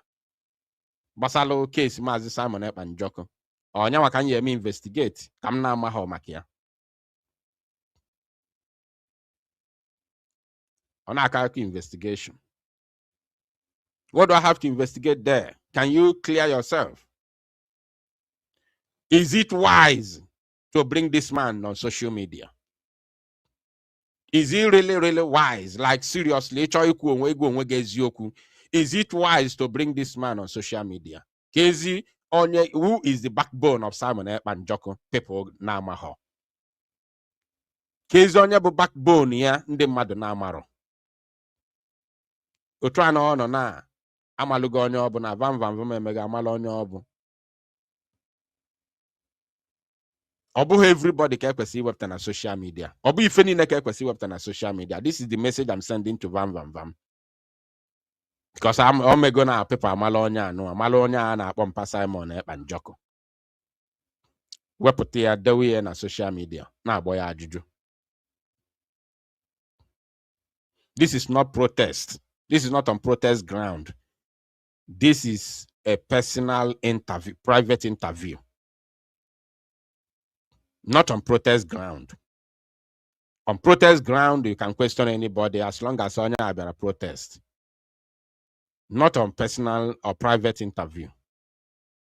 You can't do that. Kezi onye ya abụzi backbone Simon Ekpan anọghọ public. Kezi onye ndị zoo na-ama reach nwu. Onwekwere somebody onu ya edewe nwu bụ na zoo Nigeria government ama reach nwu that person. Keep it private. Why must you bring everything in the public? This is my message to Vam Vam Vam. I'm not here to insult you. I'm not here to castigate you. I'm not here to attack you or to do propaganda or maybe to fight you. No. I am here to correct the wrongs. This is 100% wrong. Anybody who does not see the wrongs on this, then you don't mean well for Biafra. You don't mean well for Simon Ekpan Joko. No matter what happened on social media, this kind of people, you don't bring them to social media. That's what I'm saying. No matter the video in email, you don't bring this type of people to social media. Adam sure now before because somebody money many times, no meeting together. I know him. So Adam sure now before I'm how a mama dabi password they are not vam vam vam. Also no a second na because I know the man. Yotago. Also na asina no nyawa bidolu from beginning to the end. E mama da be hand akane apota nwi. At least vam vam vam mo trace eji akwa emekpere. Ya pota jiri akwa mekpere. Okpara ose oji n'aka. Onwu iyi ka efukene. Because this man abụghị on social media. He's a very shy man. He's a very, very shy man. See, he was everything now. Kedu ondi ya buzi backbone Simon Ekpa madana ndi madana amaho na no na public. Yotago. I am very, very disappointed. Very, very disappointed and heartbroken when I saw this video. It's not necessary. It's not necessary. This man is very close to Obatobi. It's not necessary at all whatsoever. Whatever the video email, it got the bunk. I am opening the bunk. Yeah, opening the bunk. He shed the light into what she said in order to explain more. You shed light without bringing this man. You don't have to at all. You don't have to. Yeah, Batobi obi. You share that you have a platform more than you come out and shed more light. People who follow you will believe you. You don't have to do this. You don't have to at all for 1 single second. You don't have to. This man on social media a long time ago. Is the name all these propaganda things, all these validations. If I want to be doing all this validation, I can make up this man long time ago. Yotago. With him. I'm telling you the truth. At least if I'm some of our people there in Finland, they can of Finland, you know some of our people there, go and ask them so that they can give you first class information of what I'm saying. Ebum goes with this man. Now no meeting with him. by far, including a mama that abu no ya. I know I got one day see an answer up there on social media. For validation. What am I trying to validate? Why should you bring this one? Kezoni abu backbone no about obie na no na public. Ndizo na ma metu nwaka na ma contact him because they don't know him. Who will then be his backbone? Obloge no ye webtakwa lawyer. Una kpoga afa lawyer already. Akpọm afa lawyer yo. Mbosi na debunk Ngozi na ebu propaganda. Nsi ọnwa also no nyanwa na eme ya bịa gwa anyị onye afa lawyer Obatobi. I didn't mention the name. Not that I don't know it. No na akpọga afa ya kpọ obloge no na webte photo ya. Mo na webte ya na social media bịa be interview. Cool Kenenu down. Cool onu down and stop looking for validation here and there. Cool onu down. So this message is for Vam Vam Vam. Obuno bigi de ocha. I expect you to take correction. Otunu sueme with gentle. Obuno no obiono de ocha. I expect you people to take correction. Obuno obiono de ocha nanka. I expect you to take correction. You don't have to. You need everything now. Chineke na ekweli forjo. What is going on? What is happening? What is happening? Now, what is this tax, Anekumakia? This lead me to that, to talk about this tax. Because they have never explained to anybody about this tax matter. Every day after Anekuku tax. What is this tax? Tax Anekuku yebu tax Obatobi mene accumulate between 2021, not even 2020, end of 2021, 2022, and some part of 2023. Within 2 years. And where is this tax coming from? This tax is coming strictly from YouTube, which is Ireland. Republic of Ireland. This tax in Enania is coming from YouTube. Because Obatobi generated some amount of money. Yeah? From YouTube, okay, YouTube, yeah, the active Simon Ekpa YouTube channel, changing the narrative. Then in Finland, MLA has no, even from social media, any money you receive from any business, even on social media, you must pay tax. That is Finland. In Nigeria, here, we don't do that.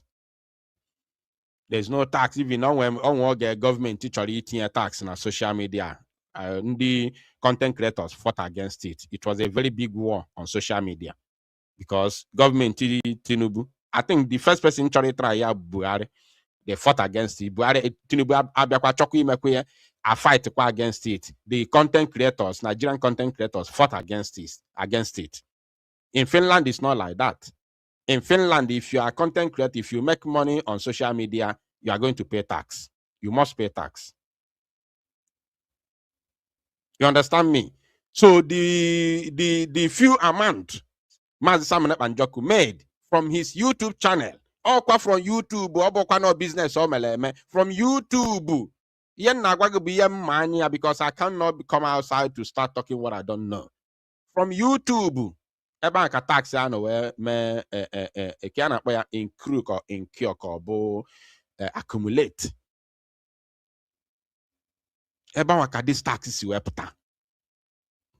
Then all game Obatobi say that no go melo tax here near or ma the particular amount or kali nwete because you are working. Imaluge go ne iye nwete no nwa at the end of the month. You already know how much you can make at the end of the month. So, because it's a social media, he did not know how much he can make. That's why it was impossible for him to do a proper calculation for his tax. That's why he made above the estimated revenue that he earned. That's how the tax came. And that pogo Obatobi, Ndi Olosoto. I am the one that told us about that Olosoto. to show you that I know what I'm saying. Ndị Olosoto bịa kpọọ ya jụọ ya may invite ọga a na-akpa nkata ekesie the case ekesiri ekesie ya ọbata obi ekwuo otu esi wee kwụọ ya tax installmentally erekọdụ ya down otu esi wee kwụọ ya even oge ekwutere okwu anwa during his the very first time ekwutere ya na court before atụọ ya nga last year ọ gwara ya sị na ekpego ikpe anụnwa and the record go on record how he promised to pay the tax installmentally. It was never the reason why he was put in jail. The simple reason why Obatobia was jailed is simply because Nigeria leveled a terrorist allegation against him. That's all. Not anybody nagwage any other thing is a joke. Not just lying, but that person is a joke. The only reason why Ejueto Obatobia, which is appealing now, is he's not appealing tax. Let us make this thing clear and stop deceiving people. Obato Biema Simon and Joko is not appealing tax. He is appealing the imprisonment over the allegation leveled against him by the Nigerian government concerning terrorism and terrorist financier involving in terrorist group and financing terrorism. That's all. Any other thing is a bunkon. It's a joke.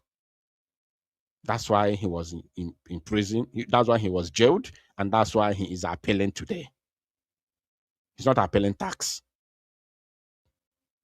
If you like, you can say the tax is $1 billion, 1 billion euro, 10 billion, 100 billion, 1,000, 100 euro, whatever amount you like, you give it. It is not the reason why Obatobie is in prison. And that tax has nothing to do with Biafra. It's not a Biafran tax, for Christ's sake. For crying out loud.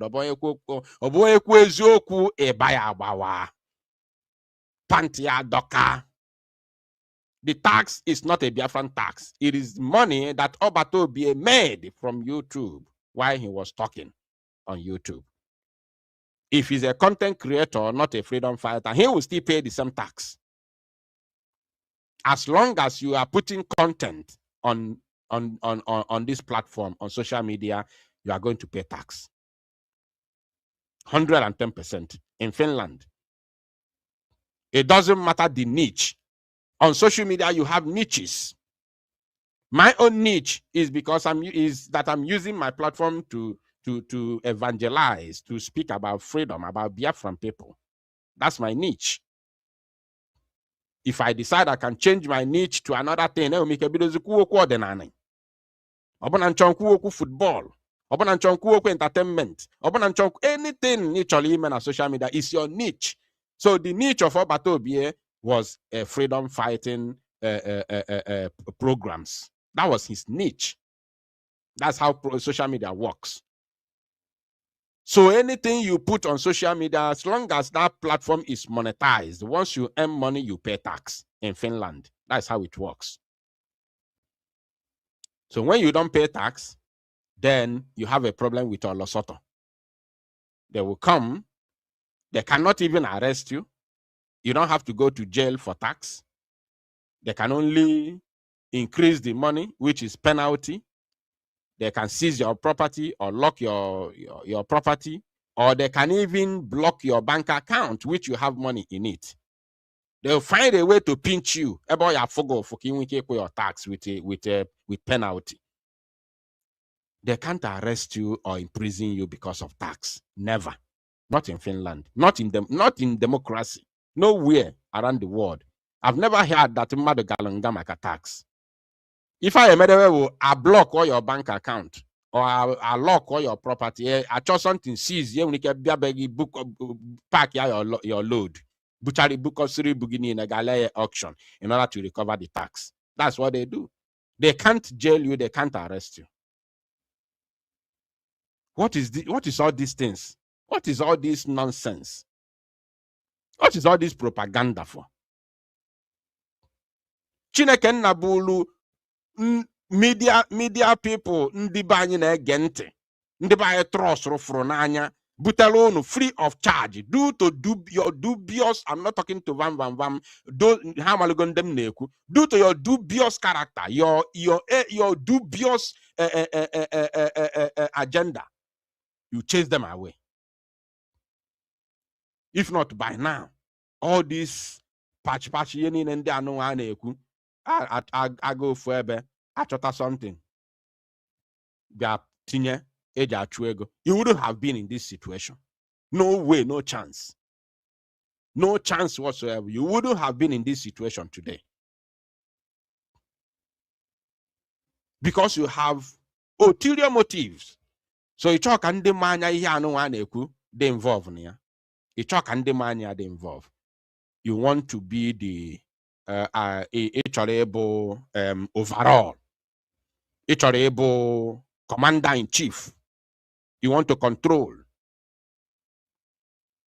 But you talk they involve, but they in control. You don't want to involve, but you want to control. That's why all of this nonsense is happening. That's why you're in this situation today. If not, why bring in even tax in the first place? Tax and a cook or Biafran tax. Is it ego Biafra na Finland ka ọ na-aga? Akantu Biafra dị na Finland. Oh, in America ka akantu Biafra dị. Simon Ekpa dị in control of Biafran money. Let us be sincere to ourselves. Simon Ekpa or the in control of Biafra money. This tax and a cook or from Biafra account. Or from this biafragovernment.org account. Eba ka taxes where is it the place is where this tax? Gwakene na yeziokwu. www.biafra.org/donate. Or wherever I this tax is where puta. Is it a Biafran tax or a personal tax of Mazi Simon Ekpa?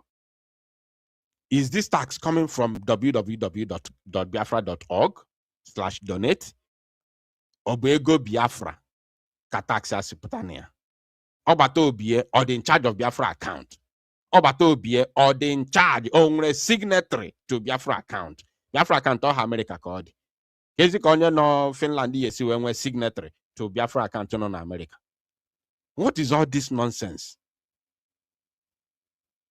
Tax. Or is it not a personal thing? Obonobato Obie puta. Say no actually clear that tax. Mmade bụ a na-atọ ya agbakọ ọnụ. Contribute ego we clear that tax once and for all. Call hold their back. 1 or 2 persons ya pụta ozugbo tụkọta aka ọnụ kwụ ụgwọ tax ozugbo ma mgbe even ọ bụ na o kwuru ya since eri oge before nwee nsogbu o nwere aka clear go that tax long time ago. Biafrans would have gathered, only 2-3 persons would have gathered and cleared the tax without wasting any time. All due to no here. He did not say it publicly. Even privately, he didn't say it because as a personal thing, and truth is a personal thing. But even even if it's a personal thing, as a prime minister, even in the cabinet, within that cabinet, there 1 or 2 persons or 3 toward the money near you kill the other tax. Opatobi is not in charge of Biafran money. He's not even signatory to it. No, kwakonu si akpa agwa. Iwe welum na bu this man akpọpụtara outside. O wute kam nya ọ na-asụm n'obi. Ọ na-asụm n'asụsụ m ike na obu agbawa gom. I'm telling you the truth. Obu agbawa ọgbalie na m. Nya why? The line is open. We have more 20 minutes to go. Onye kpọ ya kwuo 2 minutes. Onye kpọ ya kwuo 2 minutes. Obu agbalie m. Nya I don't know. They can die now. I'm afraid of man. Honestly speaking, I don't know. Why seeking the validation? The line is open. Onye kpọ ya kwuo 2 minutes. Ọ bụka na onwe na-ekwu okwu nke ọtụ phone na kpọ n'iwe. Iwe juru m obi.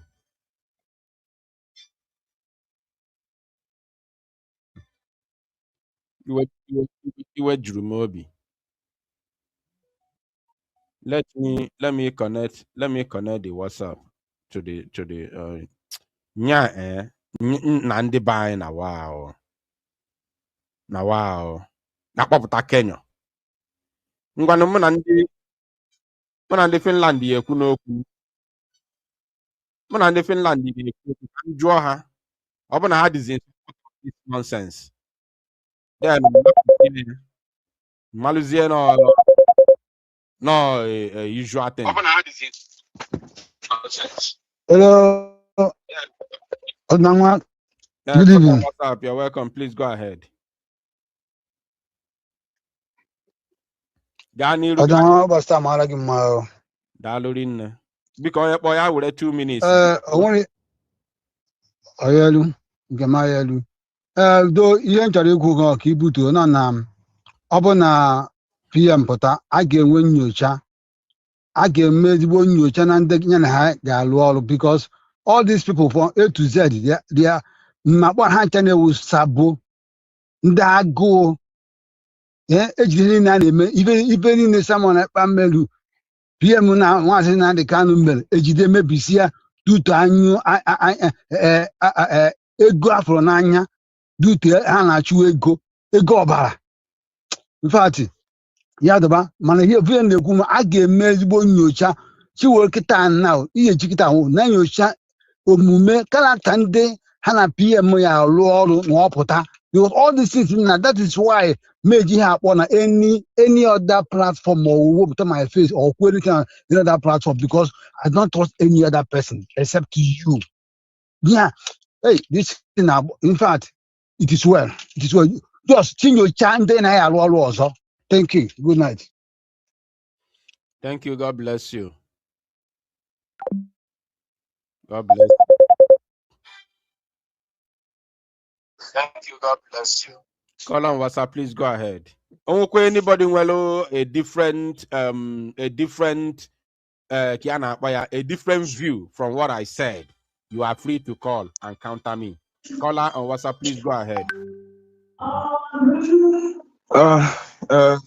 Odinawa, I greet you from here. Good evening. Yeah. There's something I want to say. Let me say it before I know what to say again on what you said. You know, there are people, though I'm not supporting anyone, I'm not backing anyone. The new DOS set up by Onyendu, Mazin Nande Kalon. I'm not in support in things handmade. Personally, and Ngozora Bueze, myself, I discovered something, and whoever that is following her, I'm not that person. I have withdrawn myself from that person, and also whatever that Ngozora Bueze is doing now.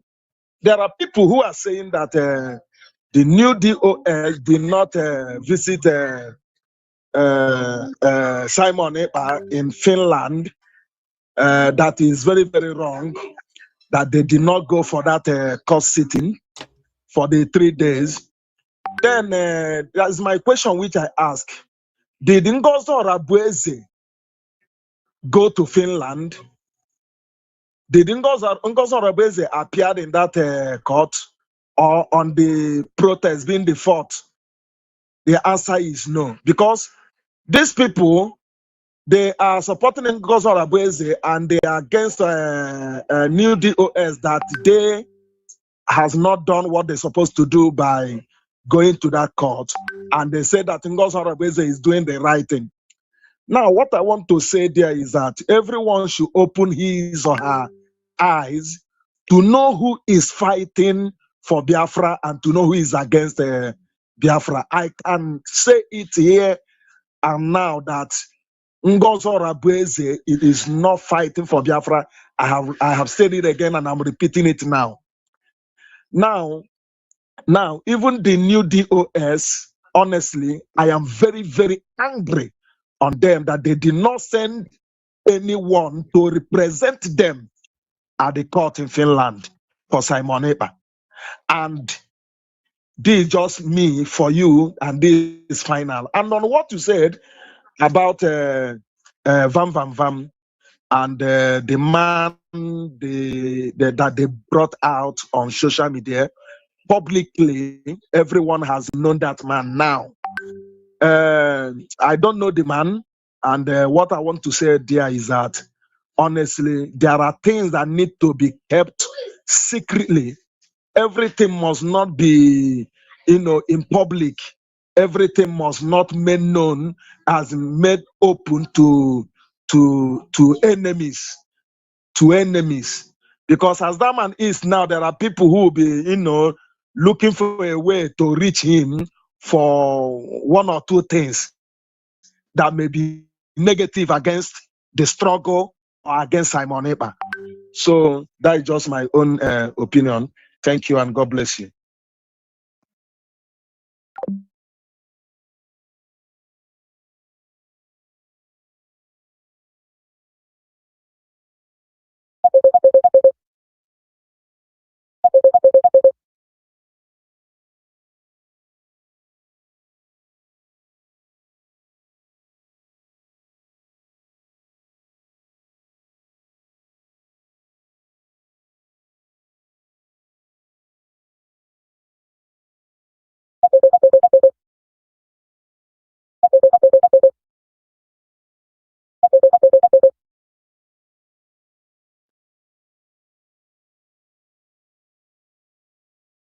Ọdịnala ndewo. Ndewo nna, achọghị m ikwu ọtụtụ okwu. The only thing I want to say is that I know from beginning that Chiamaka has been sabotaging Simon Ekpa. Anybody who don't see this like this, the person, I don't know what to tell the person. Because from beginning, Chiamaka has told Simon that Biafra will eat his head. All of us hear that. And that is where I stand on Chiamaka. Everything he's doing about Simon is sabotage. That is me. I don't know what you think, but that's how it is. Good night.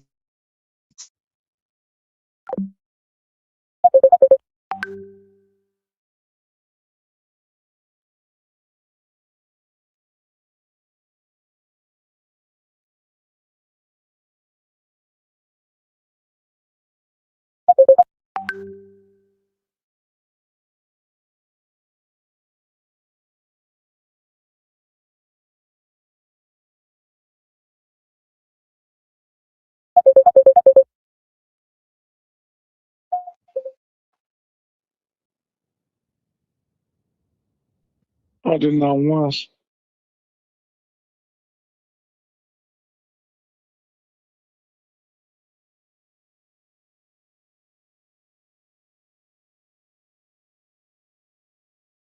I said that God will help you to grow more in passion because we trust in what you are doing.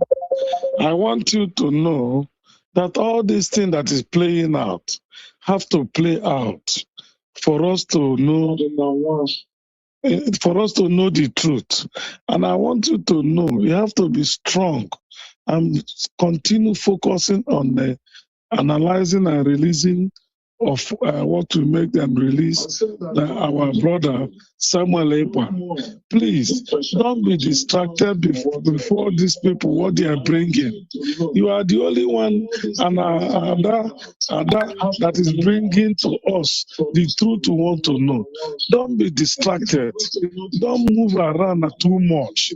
Let us take this period, concentrate on positive things, releasing words that will make people to hear, for them to release our Prime Minister. When our Prime Minister come out, everything will fall in place. Please, Odnawa, please, don't worry yourself. People will betray people. People will talk about people. The Nigerian government is working so hard, working very, very hard, that Nnamdi Kanu and Samuel Ekpa will not be released. Please let us, this period of this period of court case, let us be patient for everything any of that name. Can I focus here? Because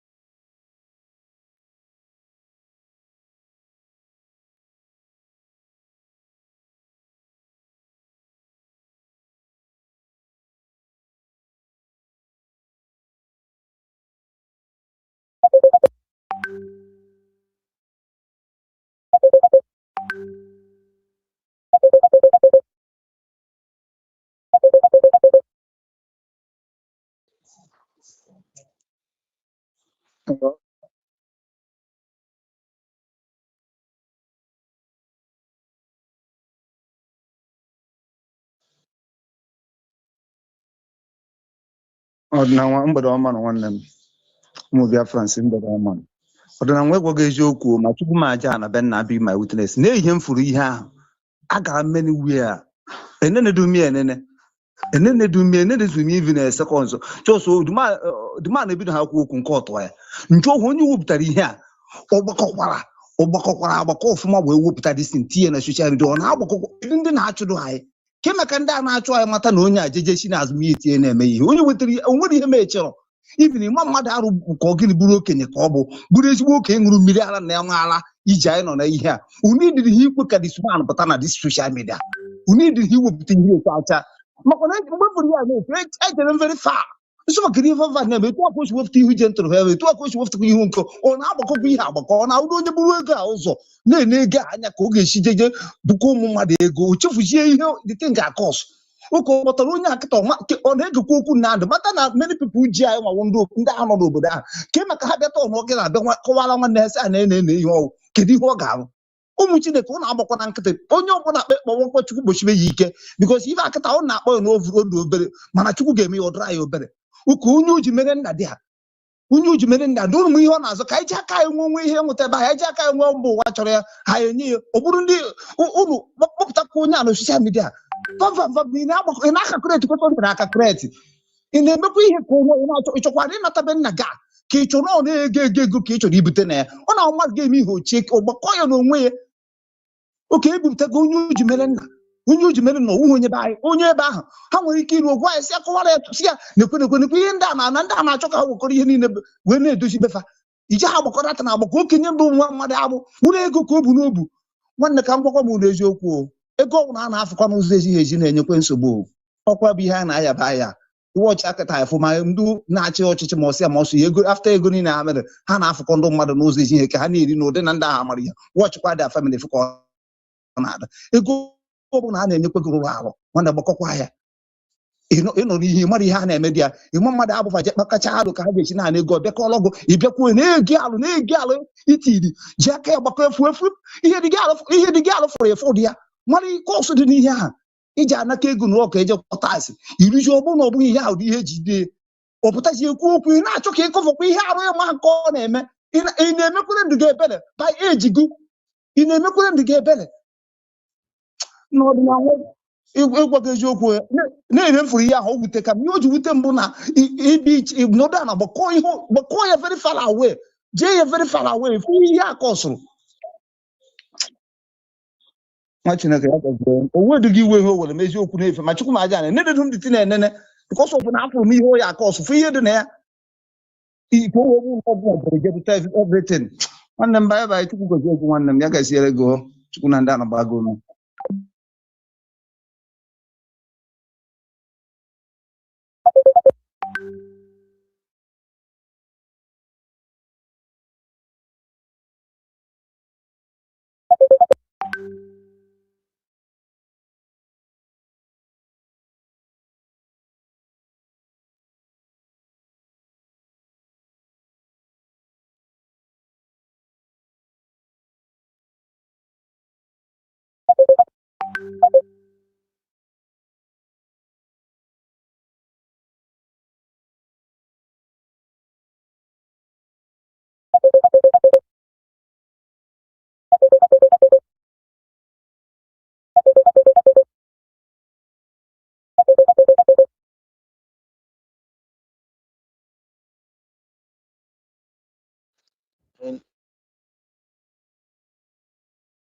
Okay, one more. Then I want you to go see one them. Jishike, Jishinike, Biko Dede. Ask Kam Kelunu. Kele kwa gị na nke ị na-eme asị kelee nwoke na nke ọ na-eme omekwu ọzọ biko nọ asị ka onye ọbụla wutuo ma ndị na-akpọ kọl ma ndị na-ekwu okwu amaala many people na-akpọ kọl a has ever followed ihe mege na Finland since this is not the first time this man epụta na social media achọrọ ime ka people mara ihe ebe m dị against ibe ikpo ya pụta okwu ihe gbasara tax. This man has been coming out on social media. O mekwala interview with, I think so, with Van with another person na Finland before. Okwa nke ya dadara mma kwuru.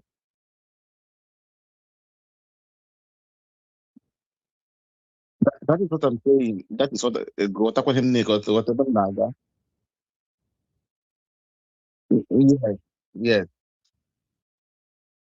Yes, ọ him kwuru now. No, ghọtakwa him kwuru ghọta m. Let me finish up. Achọ m correct ndị mmadụ kwa ka ha ghọta mma ọ ka hapụ iwu ihe ga-eme anyị na-abịa gbakegharịwa again. During the protest last time, introduced as Papa Simon Ekpa. Or today ka ebidoro nke ahụ. Mgbe emekwara the declaration, introduced as Papa Simon Ekpa. Ọ nọ online, ọ nọ na TV, ọ nọ na social media. All of the same. So what I'm trying to say is that ebe ọ no think she reach vam. Hụ na ihe gbasara okwu tax ahụ. Ekwugo okwu ya. Nke ahụ biko na onye ọbụla hapụ okwu ihe ahụ ga-efocus n'ihe ihe a ga-eme. Let us not destroy this opportunity better because ama ihe ọma na-aga ime. Ndị mmadụ aboil wala na ofu ya pụtara kpọwa sabo. Let them stop. Ha niile ụcha sabo. All of them ụcha sabo. Ha niile ụcha sabo. Ama mmadụ onye na-support ọla no Biafra since ma gbasara Simon Ekpa ahụ na ya. Ma mgbe Nnamdi Kanu na ya.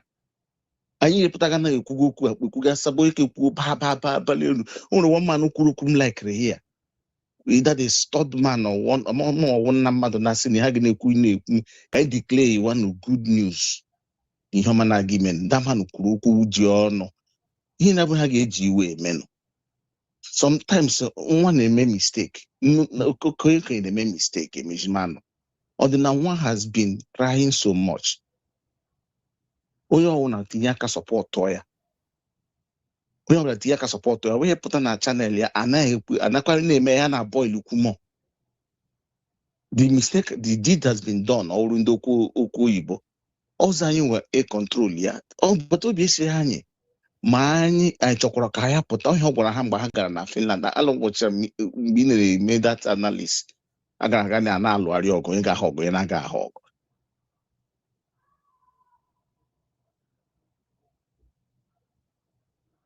I'm hearing your voice. Okay, I don't know that. Yes. Okay, you're right.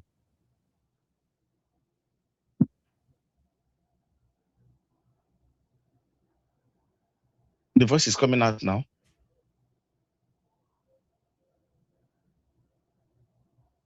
Okay, so what I'm trying to say is that biko onye ọwụna ka anyị tikata n'aka ọnụ this time around anyị hụ gas light ka nwoke ma pụta n'aba PM pụta n'ime na ọnụ ahapụ ewunye kerozin na ọkụ na-ere pụtazi anyị maka ndị na nwa maka treat ụmụ fọkọps ndị a ọnwa anyị ga-agwa ihe ọ ga-eme. He knows how to handle these issues. Onye ọbụla mere mma ya n'ọbụ unu anyị na-ekwu ihe ahụ ihu anyị anaghị apụta onye ma anyị enweghị chanel. Onwokwa wee nwere channel. He knows how to convey the message to them. Ịbacha mba niile ga-abaghị akpọ mmadụ niile ga-akpọ iyi. It doesn't happen. Onye kwugo okwu akpọ mmadụ iyi onye ọ kpọrọ sabo. Anyị nwa na-akpọ kọl ebido akpọwa sabo. Follow onye na-eme program how he is doing his program ka ihe niile dịkwana nọ mmanụ. Ọdịna nwa jichi ike. Thank you. Bye bye. Bye bye.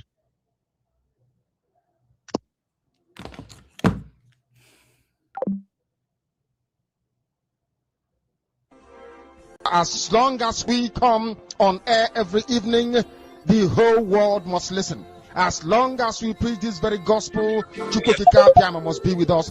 Therefore, without any further hesitation, we must proceed to offer every prayer to Chukwu Okike Abiyama, who resided in heaven.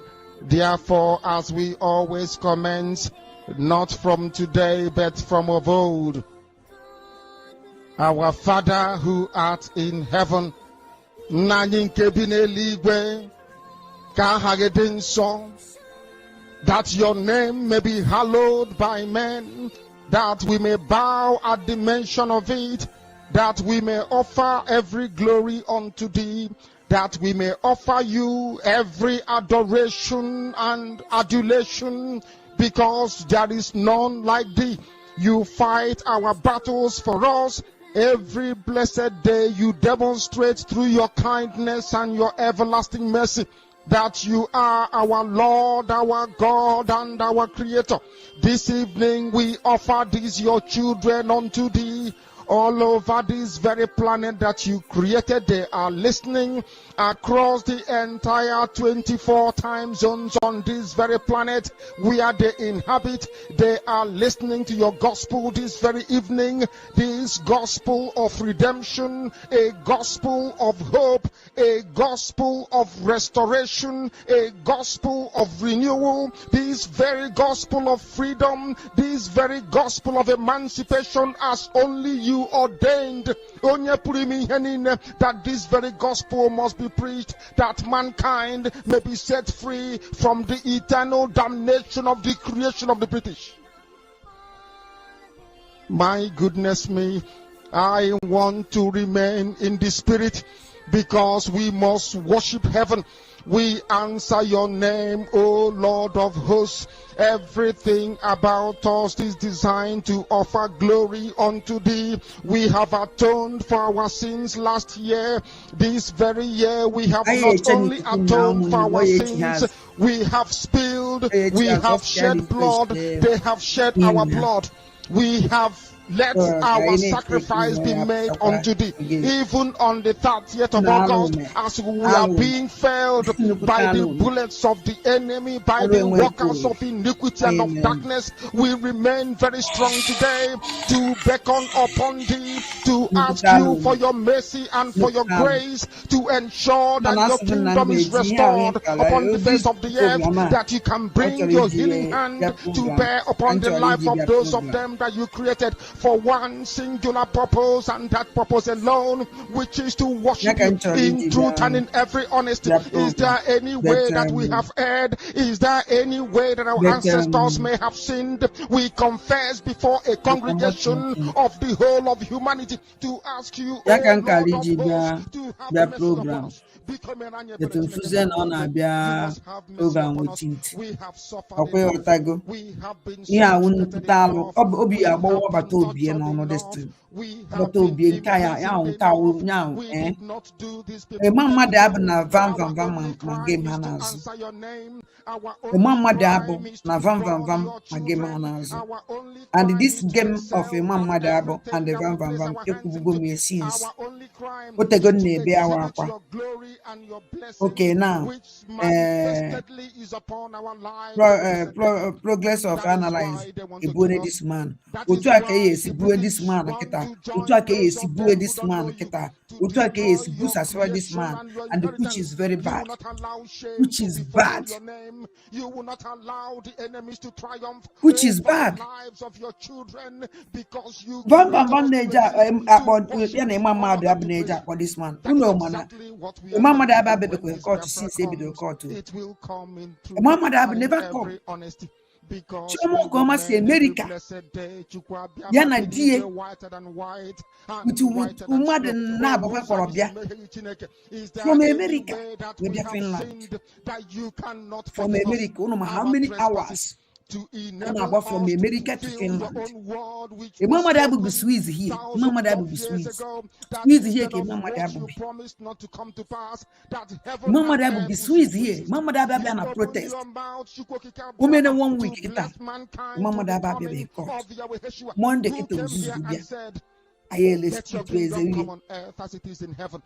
Those My words mind. can never be in vain. The moment I Because they are cut man on anchored pachanya, upon also your just papa this holiness man and and your magnificence. That is why tax. in the end we It know has that na ya no Biafra obodo will oyibo. come.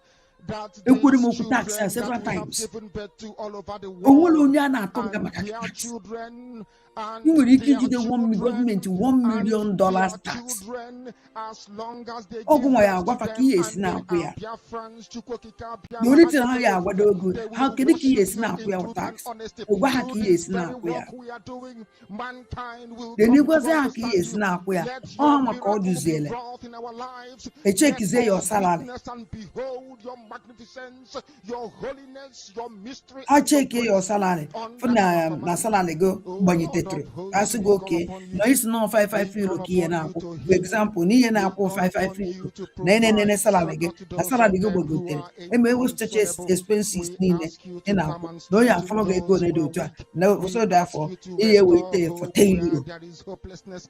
We ask You you for negotiate with them. inclusion where there is destitution. Okay, say We me. ask you for one They don't want to brotherhood, one oh yeah, but now season camaraderie, of one property, bone, season of one property. blood, and one flesh of your I akpọchi children. ya enwere ike The ije chọwa ya ọrụ Ephraim, the Bios, the na-abata like this ife Ezon, the na-akpọchigo Shekiri, na the ọnụ ụzọ ga-eburu Isobos, n'ụzọ ọzọ and also ewere ụzọ those of dochie them ọnụ ụzọ gị from ya ha Soto. abanwuzie We are traveling all the way to the lands ịnọrọ of na n'ilo Ghana.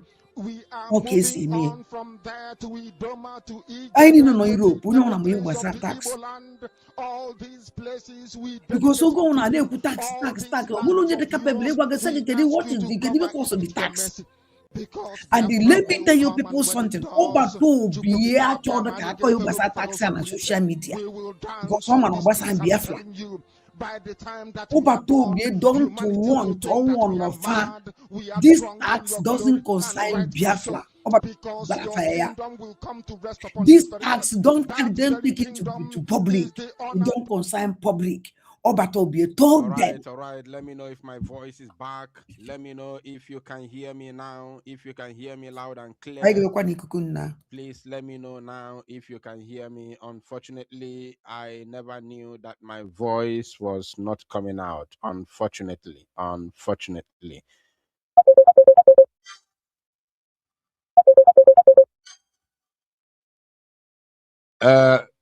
Caller, just hold on a second. Hold on. Okay. So you see, there's a man that called the last man that called, who made a statement, who said that this is not the first time this man is coming on social media. I was actually responding to that man. Unfortunately, my voice was not coming out. So let me clear the air. Let me use this opportunity to clear the air before passing the microphone to the next caller. Now, during my analysis, I also said that this is not a protest ground. This is not a protest ground. This is a private interview speaking about what is happening with Simon and Joko. Speaking about tax.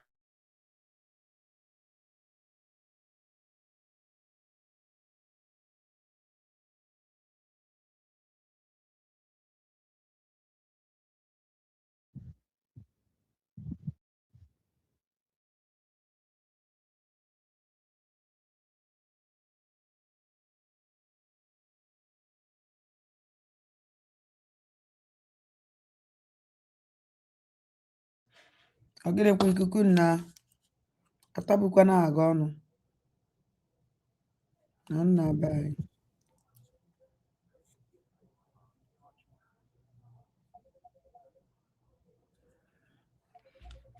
anyị chewekwa na ọ dị ka netwọk ya dị ka ọ na-enye nsogbu netwọk a na-enye nsogbu ka anyị chewekwa mgbe ọ pụtara na mma ala ka ọ pụta ka